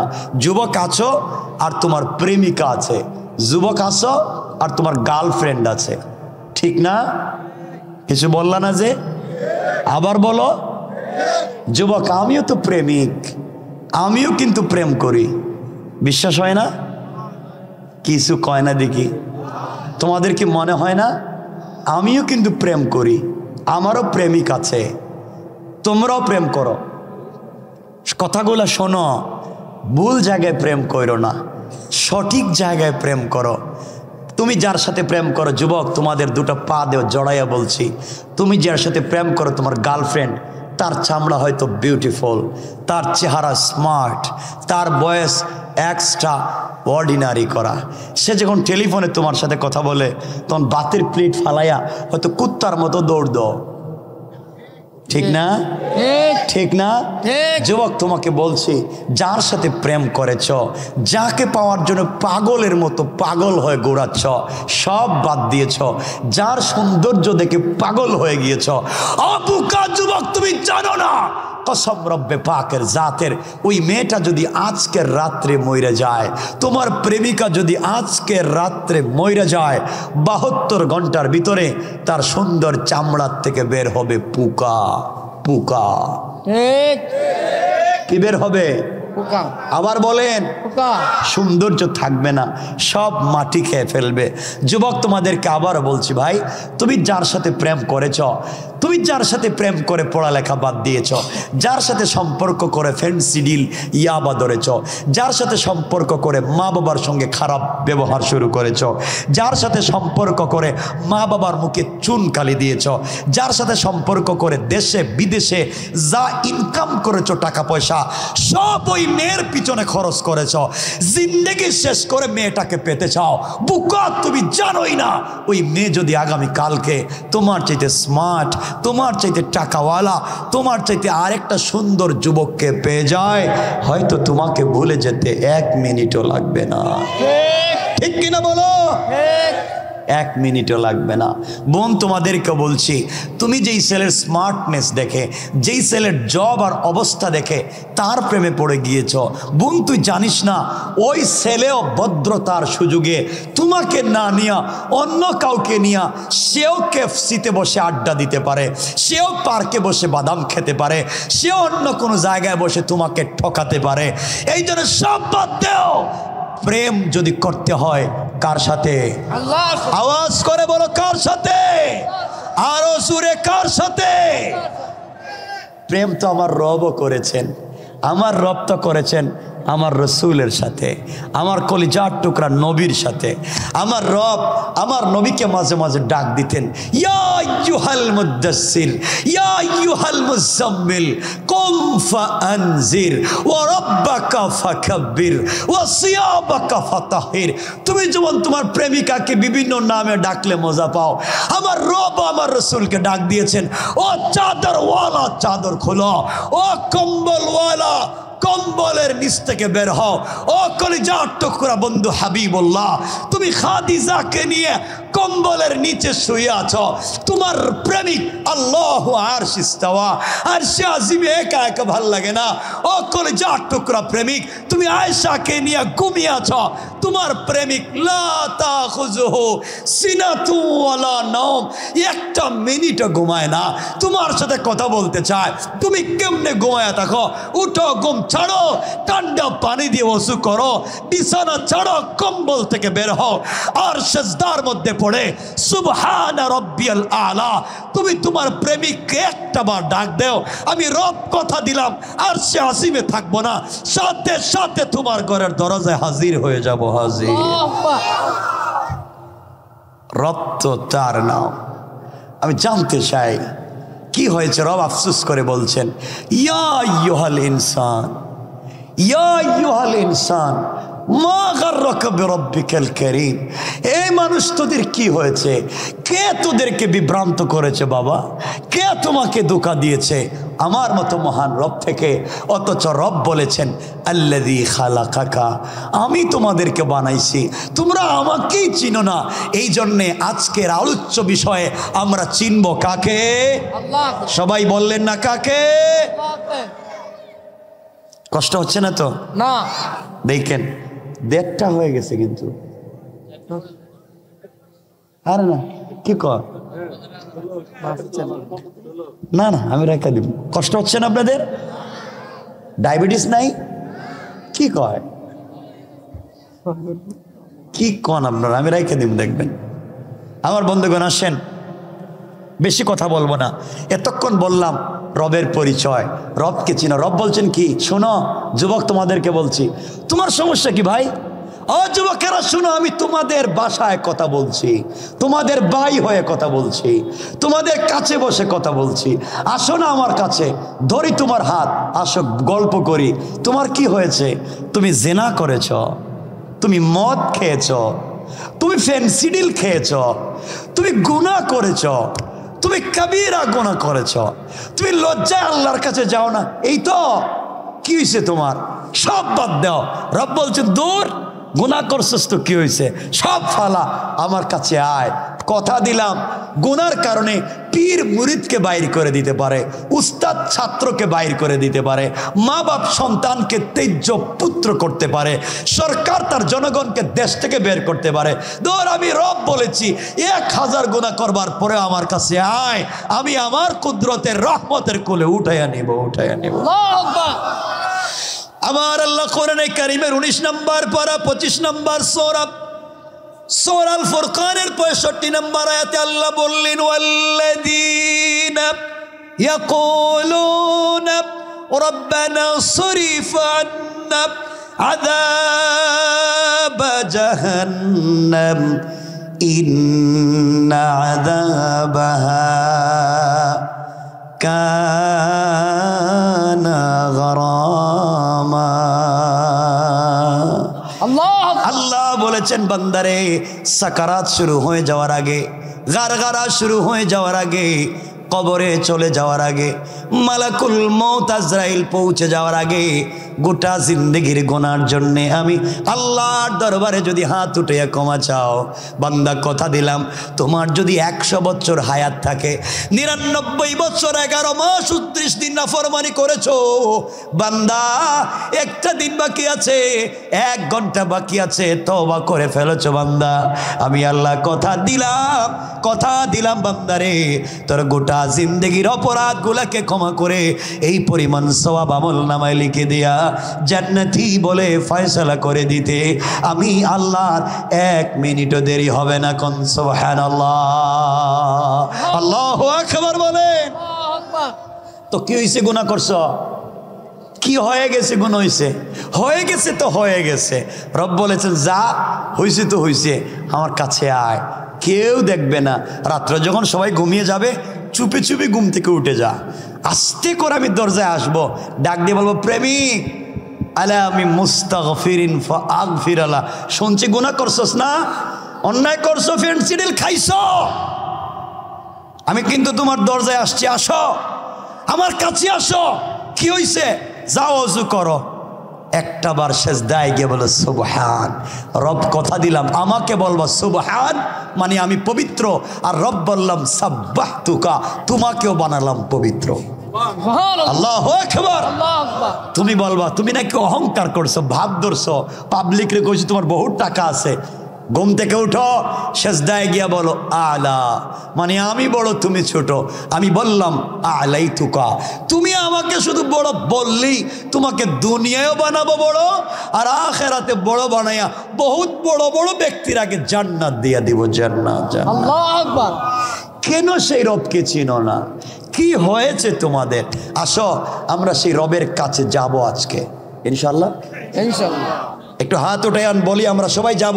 সবাই এখন হাত উঠান, ঠিক মতোই বলছি। হাত দিয়েছেন কে? আল্লাহ। সবাই বলেন কে? আল্লাহ। আমরা আজকে যাব কার কাছে? আল্লাহ। ইনশাআল্লাহ বলেন ইনশাআল্লাহ। হাত নামান। এই দেখেন আমরা যাচ্ছি, এখন যাব, দেখবেন একবারে আল্লাহর কাছাকাছি যাব, কথা টথা বলবো, এরপরে জিগামো আমাদেরকে মাফ দিবেন কিনা। কোন সুবহানাল্লাহ বললেন না? সুবহানাল্লাহ। মাফ নিয়া পরে আসবো ইনশাআল্লাহ বলেন। ইনশাআল্লাহ। এখানে কি কেউ আছেন যার কোনো গুনাহ নাই? সবার আছে? সবার আছে। মাফ করানোর দরকার নাই? দরকার নেই। সবাই বললেন না? আছে। মাফ লাগবে। আচ্ছা বলেন তো, আল্লাহ ছাড়া কেউ মাফ করবেন? না। কেউ আছে মাফ করার? না। আল্লাহই তো করবেন। জি। তো রব মাফ করে দিবেন ইনশাআল্লাহ। আসুন আমরা কয়েক মিনিটে শেষ করব। তো কোথায় কৌকেরা এদের কথা শুনতে যাইয়েন না আপনারা। আমার মুসলমান বন্ধুগণ, গভীর মনোযোগ কথাগুলো দিল দিয়ে শোনেন। তোমার নবীজির সম্মান কতটুকুন, তোমার নবীর উম্মত আমি আপনি আমার আপনার সম্মান কতটুকুন, দিলে তো চাই বুঝাতে তোমার আমার সম্মান কতটুকুন। আল্লাহ বলেছেন হাদিসে কুদসিতে, আমার আখিরি জামানার উম্মতেরা যদি একটা সেজদায় একবার সুবহান রাব্বিয়াল আলা বলে 40 লক্ষ বছর জিব্রাইল ইবাদত করলে যেই সওয়াব বান্দার এক সেজদায় আল্লাহ তার চাইতে বেশি সওয়াব দিয়ে দেয়। আরে আরো বেশি, 40 লক্ষ তো কম বলছি আমি, রেওয়ায়াত দিচ্ছি, বর্ণনা দিচ্ছি, শোনেন। এবার জিবরাইল বলছেন, ইয়া রাসূলুল্লাহ, কি আপনি আল্লাহকে বলেছেন আল্লাহ আপনাকে সম্মান দিয়েছেন, আপনি নাকি সম্মান পান নাই, এবার চলুন সর্বোচ্চ সম্মান দিব। নবীজিকে নিয়ে চললেন। আমরা মেরাজের ঘটনা বলবো না, শুধু বলবো ওয়ারাফা'না লাকা যিকরাক। মনে রাখবেন এই আয়াত আল্লাহ কোথায় সম্মান দিলেন, শুধু এটা। এবার নবীজি এক আসমান দুই আসমানে উঠতে যাবেন। প্রথম আসমানের দরজায় পৌঁছে গিয়েছেন, গিয়ে দেখেন জিবরাইল আসমানের গেট লাগানো। জিবরাইল বলছেন গেটের প্রহরীরা তোমরা দরজা খুলে দাও, আমি এসেছি। ফেরেশতারা বলছে বেয়াদবি, মাফ করবেন, আপনার পুরা পরিচয় দেন। তিনি বললেন আমার নাম জিবরাইল, আমি এসেছি, তোমরা দরজা বন্ধ করেছো কেন, খুলে দাও। আসমানের প্রহরীরা ডাক দিয়ে বলেছে জিবরাইল বেয়াদবি নিয়েন না, মাফ করে দেন, আমরা গেট খুলতে পারবো না। কেন খুলতে পারবে না? আল্লাহ পাক আসমান যেদিন তৈরি করেছেন ওই দিন থেকে নিয়ে আজকে পর্যন্ত প্রথম আসমানের গেট থেকে আরশে মুআল্লা পর্যন্ত ডিজাইন করেছেন, লাল গালিচা বিছিয়ে রেখেছেন। জান্নাতুল ফিরদাউস থেকে কাঁচা ফুল এনে ছিটিয়ে দিয়েছেন, দারুস সালাম থেকে ঝড়বাতি এনে লাগিয়ে দিয়েছেন, জান্নাতুল ফিরদাউস থেকে মেশকে আম্বরের রাস্তায় ছিটিয়ে দিয়েছে। এই দরজা খুলে দেওয়া যাবে না। জিবরাইল বললেন এত সুন্দর করে লাল গালিচা বিছায়া আসমানের প্রথম গেট থেকে আরশে মুআল্লা পর্যন্ত আল্লাহ নিলেন কেন? ফেরেশতারা জবাব দিচ্ছেন জিবরাইল এই রাস্তা দিয়া তার বন্ধু কলিজার টুকরা হাবিবুল্লাহ আল্লাহর সঙ্গে দেখা করতে যাবে, এই জন্যে আল্লাহ আনন্দিত হয়ে খুশি হয়ে তার কলিজার টুকরা হাবিবের জন্য করেছেন। আপনাকে এই রাস্তায় যাইতে দেওয়া যাবে না, দরজা খুলে দেওয়া যাবে না। জিবরাইল এবার বলছেন শুনো রে, যেই নবীজির জন্যে আল্লাহ এত কিছু করেছেন তিনি আমার সঙ্গে আছেন, সুতরাং তোমরা দরজা খুলে দাও। আল্লাহু আকবার। এবার দরজা খুলে দেওয়া হলো। নবীজি প্রথম আসমানে উঠে গেলেন, জিবরাইল সামনে, নবীজি পিছনে। জিবরাইল শুনেন নবীজি মুচকি মুচকি হাসেন। এবার জিজ্ঞাসা করেন বন্ধু পয়গম্বরে আরবি, ঘুম থেকে উঠে আনলাম, কান্দেন, চোখের পানি মুছে দিলাম, ছেঁড়া কাপড় খুলে দিলাম, কত কিছু করলাম, এখন আপনি হাসতেছেন, এতদিন না কাঁদলেন, কেন হাসেন বলেন তো জিবরাইলকে? আমার নবীজি জবাব দিলেন জিবরাইল রে, আমার আল্লাহ আমাকে এত ভালোবাসে আমি জানতাম না। প্রথম আসমানের গেইটে এসে দেখলাম যত ডিজাইন করেছে সবগুলা ডিজাইন আমার নাম দিয়া। আল্লাহু আকবার। রব বলেছেন ওয়ারাফা'না লাকা যিকরাক, বন্ধু সম্মান শুধু আসমানে রাখিনি, জমিনে রাখিনি, আসমানে আনছি। সুবহানাল্লাহ বললেন না? সুবহানাল্লাহ। এবার আমরা তো এই ঘটনা বলবো না, সব আসমান পার হয়ে নবীজি চলে গেছেন, কারণ ঘটনা বললে তো অন্য বিষয় চলে যাইব। ওয়ারাফা'না লাকা যিকরাক বুঝাতে পারবো না, ঘটনা বাতিল। নবীজি চলে গেলেন, সব যাইতে যাইতে যাইতে যাইতে সব আসমান পার হইয়া ঢুকে গেছেন জান্নাতে। কই গেছেন? সুবহানাল্লাহ বললেন না? সবাই বললেন না? জান্নাতে গেছেন, জান্নাতুল ফিরদাউসে। জান্নাতুল ফিরদাউসে গিয়ে রাসূল দরজা গেটে দাঁড়ায় আছেন। জিবরাইল বলছেন কেন ভিতরে আসেন না কেন, জান্নাতুল ফিরদাউসের গেটে কেন? ও জিবরাইল, রব যে আমার এত ভালোবাসে, বন্ধু আসলেই বন্ধুর মতো, ওটা আমি আগে বুঝি নাই। কই আপনি কি বুঝলেন? দেখো না জান্নাতুল ফিরদাউসের গেটের দিকে তাকাইয়া, যেখানে আল্লাহর নাম ওখানে আমার নাম। সুবহানাল্লাহ, সুবহানাল্লাহ বললেন না? ডিজাইন করছে দেখো না জান্নাতুল ফিরদাউসের গেটের সবগুলো মুহাম্মদ আর আহমদ নামের ডিজাইন দিয়া। আল্লাহু আকবার, আল্লাহু আকবার। ওয়া রাফা'না লাকা যিকরাক। বন্ধু শুধু সম্মান তোমারে দেইনি, তোমার নাম রেও দিছি। এবার নবীজি জান্নাতের ভিতরে গেলেন।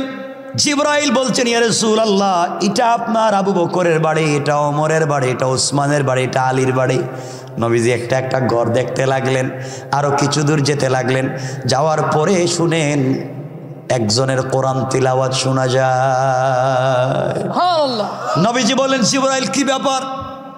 আল্লাহ না বলছে আমার আগে কাউরে জান্নাতে আনে নাই? কয় সত্য তো, তাহলে আমার আগে কোরআন তিলাওয়াতের আওয়াজ শোনা যায় কেন?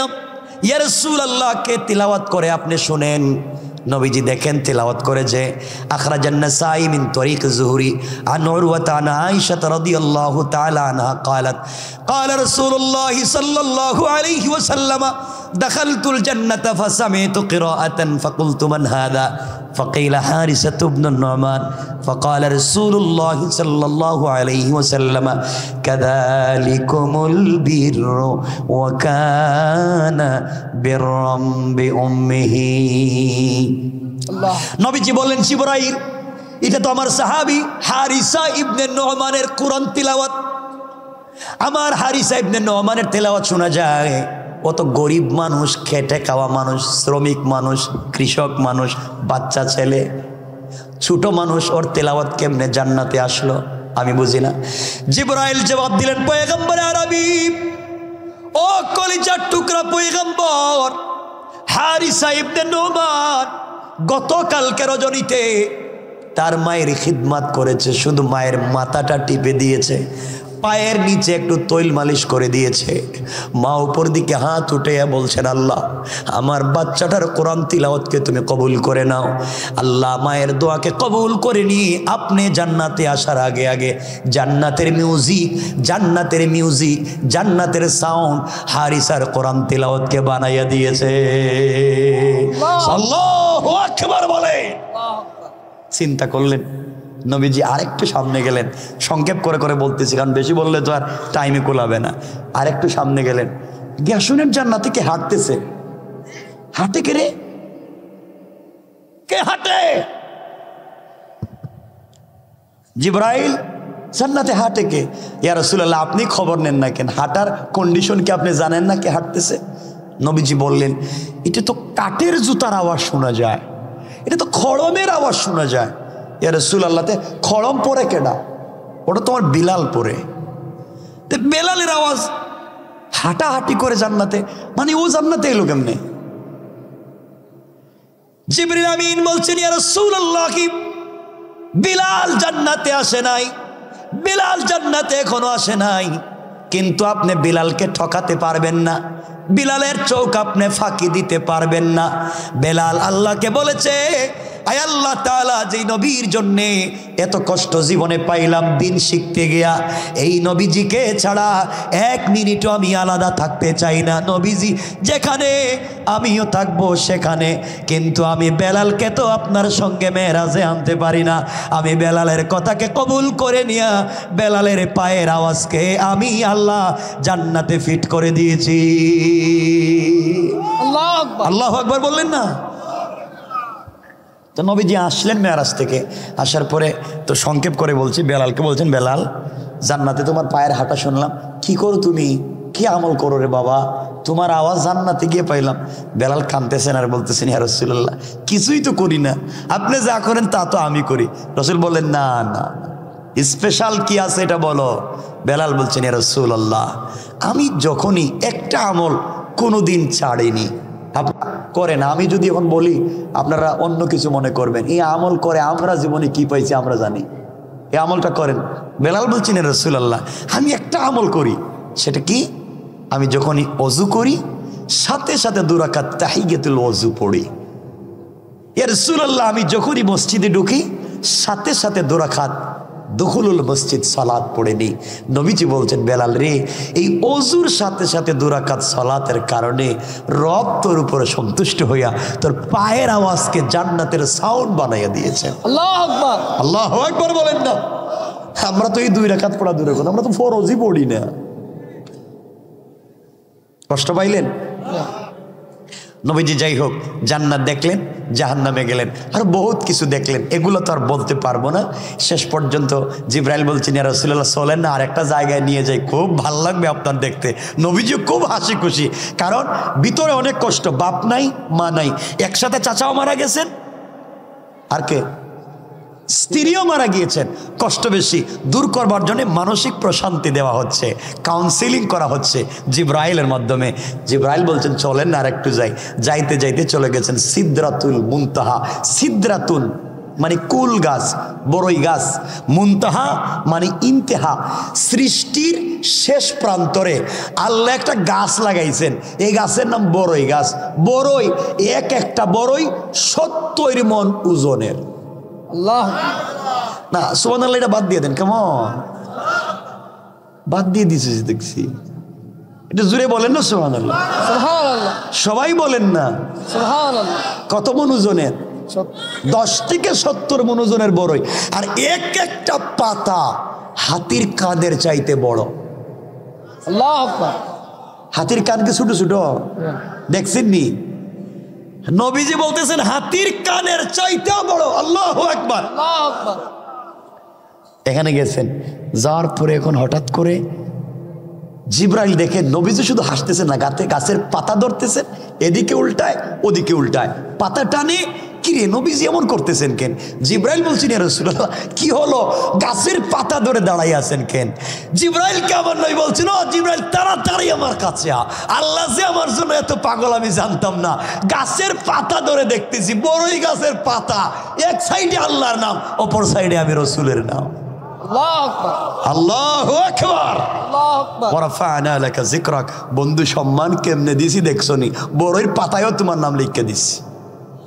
কারণ যে যারে ভালোবাসে সব জায়গায় তার নাম লিখতে ভালো লাগে, ঠিক না? ঠিক। এটা তো খুব ভালো বুঝো, দেখি এটা সব ভালো করে বুঝো আমার বন্ধুগণ। তো নবীজির কেউ তো আমার আল্লাহ ভালোবাসেন, এই জন্য সব জায়গায় তার নামগুলা লিখে দিতে যাচ্ছেন। আমার বন্ধুগণ কথাকে সংক্ষেপের দিকে নিয়ে যাই, চলেন সামনের দিকে যাই। এক পর্যায়ে জিবরিল আমিন বলছেন, ইয়া রাসূলুল্লাহ বেয়াদবি মাফ করবেন, আপনি ওখানে দাঁড়িয়ে যান, আমি আর আপনার সঙ্গে যেতে পারবো না। ইয়া রাসূলুল্লাহ আর যাব না, এখানে দাঁড়িয়ে গেলাম। দেখেন আমার পাসপোর্টে ভিসা আছে, ভিসার মেয়াদও আছে, সব আছে, কিন্তু রোড পারমিট নাই, যাওয়ার ইজাজত নাই, অনুমতি নাই। ও পয়গম্বর আরবি, আপনি ওখানে দাঁড়িয়ে থাকবেন, যিনি আপনাকে দাওয়াত করেছে তিনি আপনাকে ওখান থেকে নিয়ে যাবে। আমি চললাম। এই কথা বলে জিবরিল আমিন কেটে পড়লেন। নবীজি একা একা দাঁড়িয়ে গেলেন। আরে একা একা যখন মানুষ দাঁড়ায়, একা একা বসে যায়, তখন দিলে কি মনে হয়? স্মৃতি মনে হয় না? আপনাদের স্মৃতির পাতায় কি মানুষ ভবিষ্যৎ রাখে না অতীত রাখে? এটা কিছু কয় না দেখি। স্মৃতির পাতায় থাকে কি অতীত, এটা বুঝেন না মনে হয়। তো নবীজির স্মৃতিতে অতীতের কথা মনে পড়েছে। আরে আজ আমার কত সম্মান, আমি আরশে আজিমের কাছে আসছি, সিদরাতুল মুনতাহা আসছি। আজ যদি আমার খাদিজা থাকতো, তার বুকটা ভরে যেত, আমার স্বামীর কত সম্মান। আজ যদি আমার বাপ থাকতেন, কত খুশি হতেন, আমার ছেলে মুহাম্মদের কত সম্মান। আজ যদি আমার মা আমিনা থাকতো, কি যে খুশি হয়ে যেত। নবীজি এগুলা বলতেছেন আর কাঁদতেছেন, কেউ নাই, এ তো সম্মান আমি কারে বলবো? আমার বন্ধুগণ, হঠাৎ করে আমার নবীজির চোখ পড়েছে পায়ের দিকে। পায়ের দিকে তাকাইয়া দেখে পায়ের মধ্যে ছেঁড়া জুতা। হঠাৎ মনে পড়েছে, আমি জুতা নিয়ে কেমনে এত দূরে আসলাম। ছেঁড়া জুতা নিয়ে এত দূরে, সে এখন আরশে মুআল্লায় যাব, আরশে আজিমে যাব। এই ছেঁড়া জুতা নিয়ে কি আল্লাহর সঙ্গে দেখা করা যায়?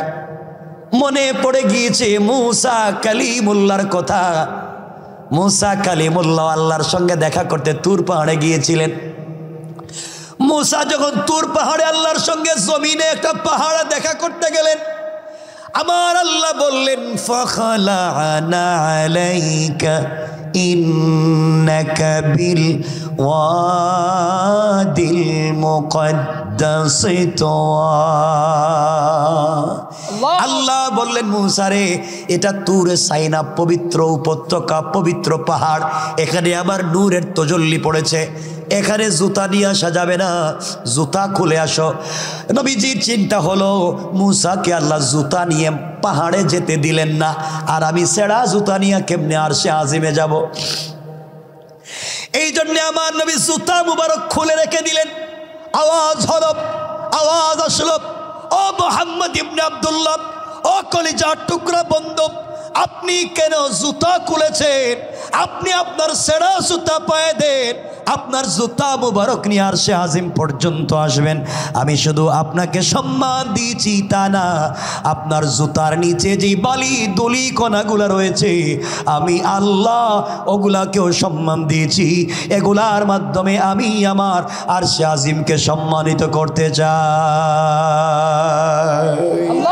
আল্লাহু আকবার। বন্ধু, তোমাকে সম্মান দেইনি, তোমার জুতারেও দিছি, জুতার নিচে যে ধুলিকণা আছে তারা সম্মান দিয়েছে। সুবহানাল্লাহ বললেন। ওয়া রাফা'না লাকা যিকরাক। বুঝতেছেন নি এখন আমার কথা? ওয়া রাফা'না লাকা যিকরাক, ওই একই আয়াত, আগে পিছে বলার সুযোগ নেই। বন্ধু, কত সম্মান দিয়েছি। এবার নবীজি সংক্ষেপ করতেছি, যেতে যেতে যেতে যেতে আরশে আজিমে পৌঁছে গেলেন। এখানে দুটা বর্ণনা, আমরা সব বর্ণনার আলোচনা করলে তো সময় পাবো না। দুটা বর্ণনা, অনেকগুলা বর্ণনা। নবীজি সরাসরি কথা বললেননি, সরাসরি দেখা করলেননি, বা কেমনে দেখা করছেন আমরা ফেতনায় যাব না, ইখতিলাফ করব না। একটা বর্ণনা আমরা গ্রহণ করব। রব বলেছেন ফাকাবা কাউসাইনি আও আদনা, ধনুক বাঁকা করলে যত কাছাকাছি আসে, ধনুক, ধনুক তো চিনেন, ধনুক বাঁকা করলে যত কাছাকাছি আসে, আমি আমার বন্ধু তত কাছাকাছি সামনাসামনি বসে কথা বলেছি। সুবহানাল্লাহ। আসতে বললেন। ওয়া রাফা'না লাকা যিকরাক, বন্ধু আর কত সম্মান চাও। এবার নবীজি আল্লাহর কাছাকাছি বসা, নবীজি এদিক সেদিক তাকাচ্ছেন আর হাসতেছেন। আল্লাহ বলছেন কি এখন হাসেন কেন? ঘুম থেকে উঠে নিয়ে আসলাম, কাঁদলেন, কেউ নাই আপনি বললেন, কেউ আপনারা দেখে না, কেউ আপনারা মহব্বত ভালোবাসা দেয় না, একা হয়ে গেছেন, কত কান্নাকাটি করলেন, ওরা তো হাসাহাসি করেন কেন? আমার সাথে কথা বলেন। আমার নবীজি বলছেন আল্লাহ তাআলা সত্যি যে আপনি এত ভালোবাসেন আমি জানি না, আপনার আরশে আজিমে এসে দেখলাম আরশে আজিমের পিলার, আরশে আজিমের ছাদ, যেগুলা যা জিনিস যত কিছু দিয়া বানাইছেন সব ডিজাইন করেছেন আমার নাম দিয়া। আমার নবীকে আল্লাহ জানাইয়া দিলেন, বন্ধুরে গোটা পৃথিবীতে যা সৃষ্টি করেছি কেউ যদি সুন্দর করে তাকায়, জ্ঞানীর চোখ দিয়া তাকায়, সবগুলাতে দেখবে ডিজাইন করেছি তোমার নাম দিয়া। আল্লাহু আকবার। পৃথিবীর মানচিত্রের দিকে তাকাবেন, গোটা দুনিয়ার মানচিত্র দেখবেন মুহাম্মদের নাম পাওয়া যায়। আল্লাহু আকবার। রব কার নাম তো বুঝেন নাই আমার বন্ধুগণ। এবার নবীজিকে আল্লাহ বলছেন, বন্ধুরে কষ্ট তো দূর করলাম, কাছাকাছি নিয়ে আসলাম, এবার বলো না আমার কাছে আসছো, আমার কাছাকাছি আনলাম দুঃখ দূর করবার জন্য। কলিজার টুকরা বন্ধু তো তার নাম বন্ধুর বিপদে কাছে থাকে। আমি তোমাকে কাছে নিয়ে আসলাম, কিন্তু একটা বিষয় জানতে চাই, ও বন্ধু তুমি যে আমার কাছে আসছো খালি হাতে আসছো না আমার জন্য কোনো হাদিয়া আনছো? সুবহানাল্লাহ নাই? সুবহানাল্লাহ। নবীজি বলছেন আল্লাহ আমারে আপনি বোকা পাইছেন যে আমি খালি হাতে আপনার বাড়িতে? অবশ্যই হাদিয়া আনছি। আপনারা কি মেহমান বাড়িতে গেলে কিছু নেন না? কি রে আওয়াজে মনে কিছু নেয় না নাকি? না খালি হাতে জায়গা নাকি? তা আমরা সিলেটে, তো আমরা সিলেটে, আমার বাড়ি তো সিলেটে, আমরা কারো বাড়ি গেলে কিছু নিয়ে যাই। আপনারা মনে নেন না? মনে হয় নেন তো, সবাই বলেন না কে নেন না? এই তো এখন সবাই নিয়ে যাই। তো রাসূল সাল্লাল্লাহু আলাইহি ওয়াসাল্লামকে আল্লাহ বলছেন, বন্ধু তুমি যে আমার বাড়িতে আইলা, কই মক্কা থেকে নিয়ে আইছি, খালি হাতে কিছু আনো নাই? আল্লাহর কাছে রাসূল বলছেন আমারে বোকা পাইছেন নাকি যে খালি হাতে আইমো? অবশ্যই নিয়ে এসেছি। তো কি আনছো আমারে দেও না, খালি হাতি তো দেখতেছি, দেও কি হাদি আনছো? এবার আমার নবীজি বলছেন আত্তাহিয়াতু লিল্লাহি ওয়াসসালাওয়াতু ওয়াত-তাইয়্যিবাত। আল্লাহ যত সালাত, যত সালাম, যত পবিত্রতা আছে, আসমান জমিনের সকল পবিত্রতা এই মুহূর্তে আপনাকে হাদিয়া করে দিলাম। আল্লাহু আকবার। আমার আল্লাহ খুশি হয়ে গেলেন। বন্ধু কত চালাক, সব আমারে দিয়ে দিছে। আল্লাহ খুশি হয়ে বললেন আসসালামু আলাইকা আইয়ুহান নবী। ও পয়গম্বর, তোমাকে আমার পক্ষ থেকে সালাম। না বাদ দেন, কেমন সুবহানাল্লাহ। ঘুমাইছে মনে হয়, ঘুমাইছে। হাত উঠান তো দেখি, কারা কারা ঘুমাইছেন। ওরে ওরে হাত, দুনিয়া রে বা আল্লাহ, এটা কোন দুনিয়া এলাম? হাত উঠে দি ঘুমায়, এটা কি দুনিয়া না কোন জায়গা আল্লাহ জানে। হাত উঠেই ঘুমায় নাকি তা? আমার বন্ধুগণ, ইন্না লিল্লাহি ওয়া ইন্না ইলাইহি রাজিউন। দুইটা হয়ে গেছে গা, কি কর না, 2 ঘন্টা হয়ে গেছে গা, 2 ঘন্টার উপরে না। আর না, আপনারা কিছু কইেন না, দেখেন। আরে না শোনেন, আরে না বাবা শোনেন না, না না, আরে প্রতিদিনই তো আমি কি প্লাস্টিক? সারা বছর ওয়াজ করতে হয়। শোনো মুসলমান, কি বলতে চাই, নবীজিকে সালাম দিয়েছেন কে? আল্লাহ। সবাই বলেন আল্লাহ। আরো জোরে বলেন। আল্লাহ। নবীজি সালামের জবাব না দিয়া এভাবে বসে রয়েছে। আল্লাহ বলেন কি ব্যাপার, সালাম দিছি আমি, সালামের তো জবাব দিলেনই না, তা বসে রয়েছেন কেন? নবীজি বলছেন আপনার সালামের জবাব দিতাম না। কেন? কাল্লা, এটা কোনো কাজ হইল? আমি আপনার বাড়িতে আসছি, আপনি আমাকে কত কথা জিগাইলেন। খাদিজা কেমন ছিল, আমার মেয়ে ফাতেমা কেমন আছে, দেশের মানুষ কেমন আছে, কত কিছু জিগাইলেন, কিচ্ছু কই নাই। এখন আমারে আপনি সালাম দিলেন, তা আপনি আমার কাছ থেকে সালামের জবাব কেমনে আশা করেন? আল্লাহ বলছেন কেন আশা করতে পারি না? আল্লাহ যে উম্মতের জন্য তায়েফে রক্ত জড়াইছি, শরীরটা দেখেন না এখনো বসন্তের দাগের মতো দাগ হয়ে গিয়েছে। যে উম্মতের কাছে কালিমা পৌঁছাবার জন্য এত কষ্ট করলাম, আমি আপনার বাড়িতে আসছি, আপনি আমারে সালাম দিলেন, একটা বারো আমার উম্মতের কথা জিজ্ঞাসা করলেন না, একটা বারো আমার গুনাহগার উম্মতরে আপনি সালাম দিলেন না। আমি আপনার সালামের জবাব দিব না যতক্ষণ পর্যন্ত আমার গুনাহগার উম্মতরে খুশি না করবেন। আল্লাহু আকবার। আল্লাহু আকবার বলেন। কেমন রব তোমার, কেমন নবী ছিলেন যে আরশে আজিমে তোমাকে আমাকে বইলে যায় নাই। আল্লাহ বুঝলেন কলিজার টুকরা রসুলের অন্তরে উম্মতের কত দরদ, কত মহব্বত, ভালোবাসা। নবীজিকে আল্লাহ বলছেন বন্ধু কুচা দিয়া এত দরদ উম্মতের, এই উম্মত না তোমারে পিটাইলো, এই উম্মতই তোমারে মারলো। আমি কইলাম সব মাইরা ফালাই দিই, তুমি কইলাম মারার দরকার নাই। আল্লাহ এদেরকে যদি মাইরেই ফালাইয়া দেন, কে আমার কাছে কোরআন শরীফ দিছেন কেন, আমি কার কাছে নিয়ে যাব? আল্লাহু আকবার বললেন না? কি দরদি নবী। এবার আল্লাহ বলছেন বন্ধু তাহলে আমি কেমনে সালাম দিতাম? আওয়াজ হলো আসসালামু আলাইনা ওয়া আলা ইবাদিল্লাহিস সালিহিন। জমিনে যত ইবাদে এবং সালেহ বান্দা আছে, যত নেককার বান্দা আছে, সবার প্রতি আল্লাহর পক্ষ থেকে সালাম। আল্লাহু আকবার। আপনারা তো খুশি হয়ে গেছেন গা। নবীজি বসে রয়েছে, সালামের জবাব দিবে না। কি তোমারে সালাম দিলাম, সব উম্মতরে সালাম দিলাম, এখন উত্তর দাও।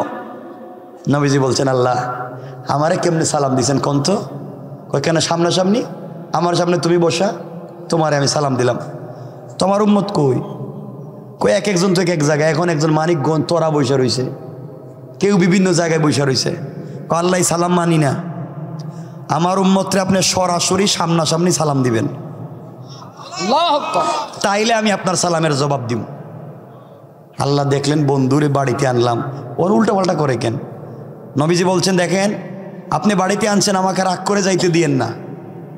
আল্লাহ বলছেন বন্ধু আমিও তো তোমাকে রাগ করে যাইতে দিতে চাই না, খুশি হয়ে যাও না। খুশি হব না, আমার উম্মতকে আগে সালামের ব্যবস্থা করেন। আল্লাহু আকবার। আল্লাহ বলেন বন্ধুরে তাহলে কি আমি বাড়ি বাড়ি যাব? এখন তোরা যাব, মানিকগঞ্জ যাব, সিংহের যাব, বাংলাদেশ যাব, আমেরিকা যাব, আমি কি দেশে দেশে গিয়ে সালাম দিব? কি করব? আল্লাহ নবী বলে আমি জানি না, কেমনে দিবেন আপনার ব্যাপার আমি জানি না, কিন্তু সরাসরি সালাম না দেওয়া পর্যন্ত আমিও খুশি হতে পারি না। আল্লাহু আকবার। আল্লাহ চিন্তা করলেন কি বিপদে পড়লাম, সরাসরি কেমনে সালাম দিতাম সবাই রে এখন। এবার আল্লাহ বলেন বন্ধু তাহলে শোনো, কথা দিলাম তোমাকে আমি অসন্তুষ্ট করে ফেরত দিতে চাই না। বন্ধুরে কথা দিয়ে দিলাম, কিয়ামতের দিনে হিসাব নিকাশের পরে জাহান্নামীরা যখন জাহান্নামে চলে যাবে, জান্নাতীরা যখন জান্নাতে চলে যাবে, এমন সময় তোমার উম্মত জান্নাতীদেরকে বসার জন্য একটা চেয়ার দিব, কাঠের না, প্লাস্টিকের না, হীরা জবরদস্ত ইয়াকুত মণি মুক্তা পাথর দিয়ে তৈরি করা একটা চেয়ার, জমিন থেকে আসমান পর্যন্ত উঁচা একটা চেয়ার দিব। আমি আল্লাহ একটা প্রোগ্রাম করব, দারুস সালাম নামক জান্নাতে একটা অনুষ্ঠান করব। ওই অনুষ্ঠানে হামদে বারি তাআলা পরিবেশন করার জন্য দাওয়াত করব ইসরাফিলকে, বিশেষ অতিথি হিসাবে দাওয়াত করব দাউদ আলাইহিস সালামকে, প্রধান অতিথি হিসাবে দাওয়াত করব তোমাকে, আমার নবী আপনার নবী রাসূল পাককে, আর সভাপতিত্ব করবেন স্বয়ং আল্লাহ। আল্লাহ বললেন ওই সময় তোমার উম্মতেরা চেয়ারে বসা থাকবে, আর আমি আল্লাহ, আমি রব দাঁড়াইয়া দাঁড়াইয়া জান্নাতের পর্দা সরাইয়া তোমার উম্মত গুলাকে সরাসরি সালাম দেওয়ার ওয়াদা দিলাম। এবার নবীজি খুশি হয়ে বলছেন আল্লাহ সরাসরি সালামের আপনি ওয়াদা দিয়েছেন, আমি বিশ্বাস করি আপনি ওয়াদা রাখবেন। ওয়ালাকিন লিয়াতমাইন্না কলবি, কিন্তু অন্তরে শান্তি পাই না। আপনি বলেছেন কারো সাথে লেনদেন করলে, কারো সঙ্গে কোনো কথাবার্তা করলে ইলা আজালিম মুসাম্মা ফাকতুবুহু ওয়ালিয়াকতুব বাইনাকুম কাতিবুন বিল আদল, তোমরা লেখালেখি করো, সাক্ষী রাখো। আল্লাহ তুমি যে আমারে কইছো আমি বিশ্বাস করি, কিন্তু না লেখলে শান্তি পাই না, লেখা দেন। আল্লাহু আকবার। কই আমি বলছি, আমি আল্লাহ বলছি, তাও লেখা দেওয়া লাগবো? লেখা লাগবো, না লেখলে আমি বিশ্বাস করি না। মানে বিশ্বাস করি মাআযাল্লাহ হেফাজত করুক, না লেখলে আমি শান্তি পাবো না। এবার আল্লাহ বললেন বন্ধু শোনো, শুধু লিখে দিলাম না, কোরআনের আয়াত বানাইয়া দিলাম। আল্লাহু আকবার। আল্লাহ বললেন তাহিয়াতুহুম ইয়াওমা ইয়ালকাউনাহু সালাম। ও আমার কলিজার টুকরা বন্ধু, জান্নাতে তোমার উম্মতের সঙ্গে আমার যখন প্রথম মোলাকাত হবে, আমি আল্লাহ তাদেরকে সরাসরি সালাম দেওয়ার ওয়াদা দিলাম। আল্লাহু আকবার।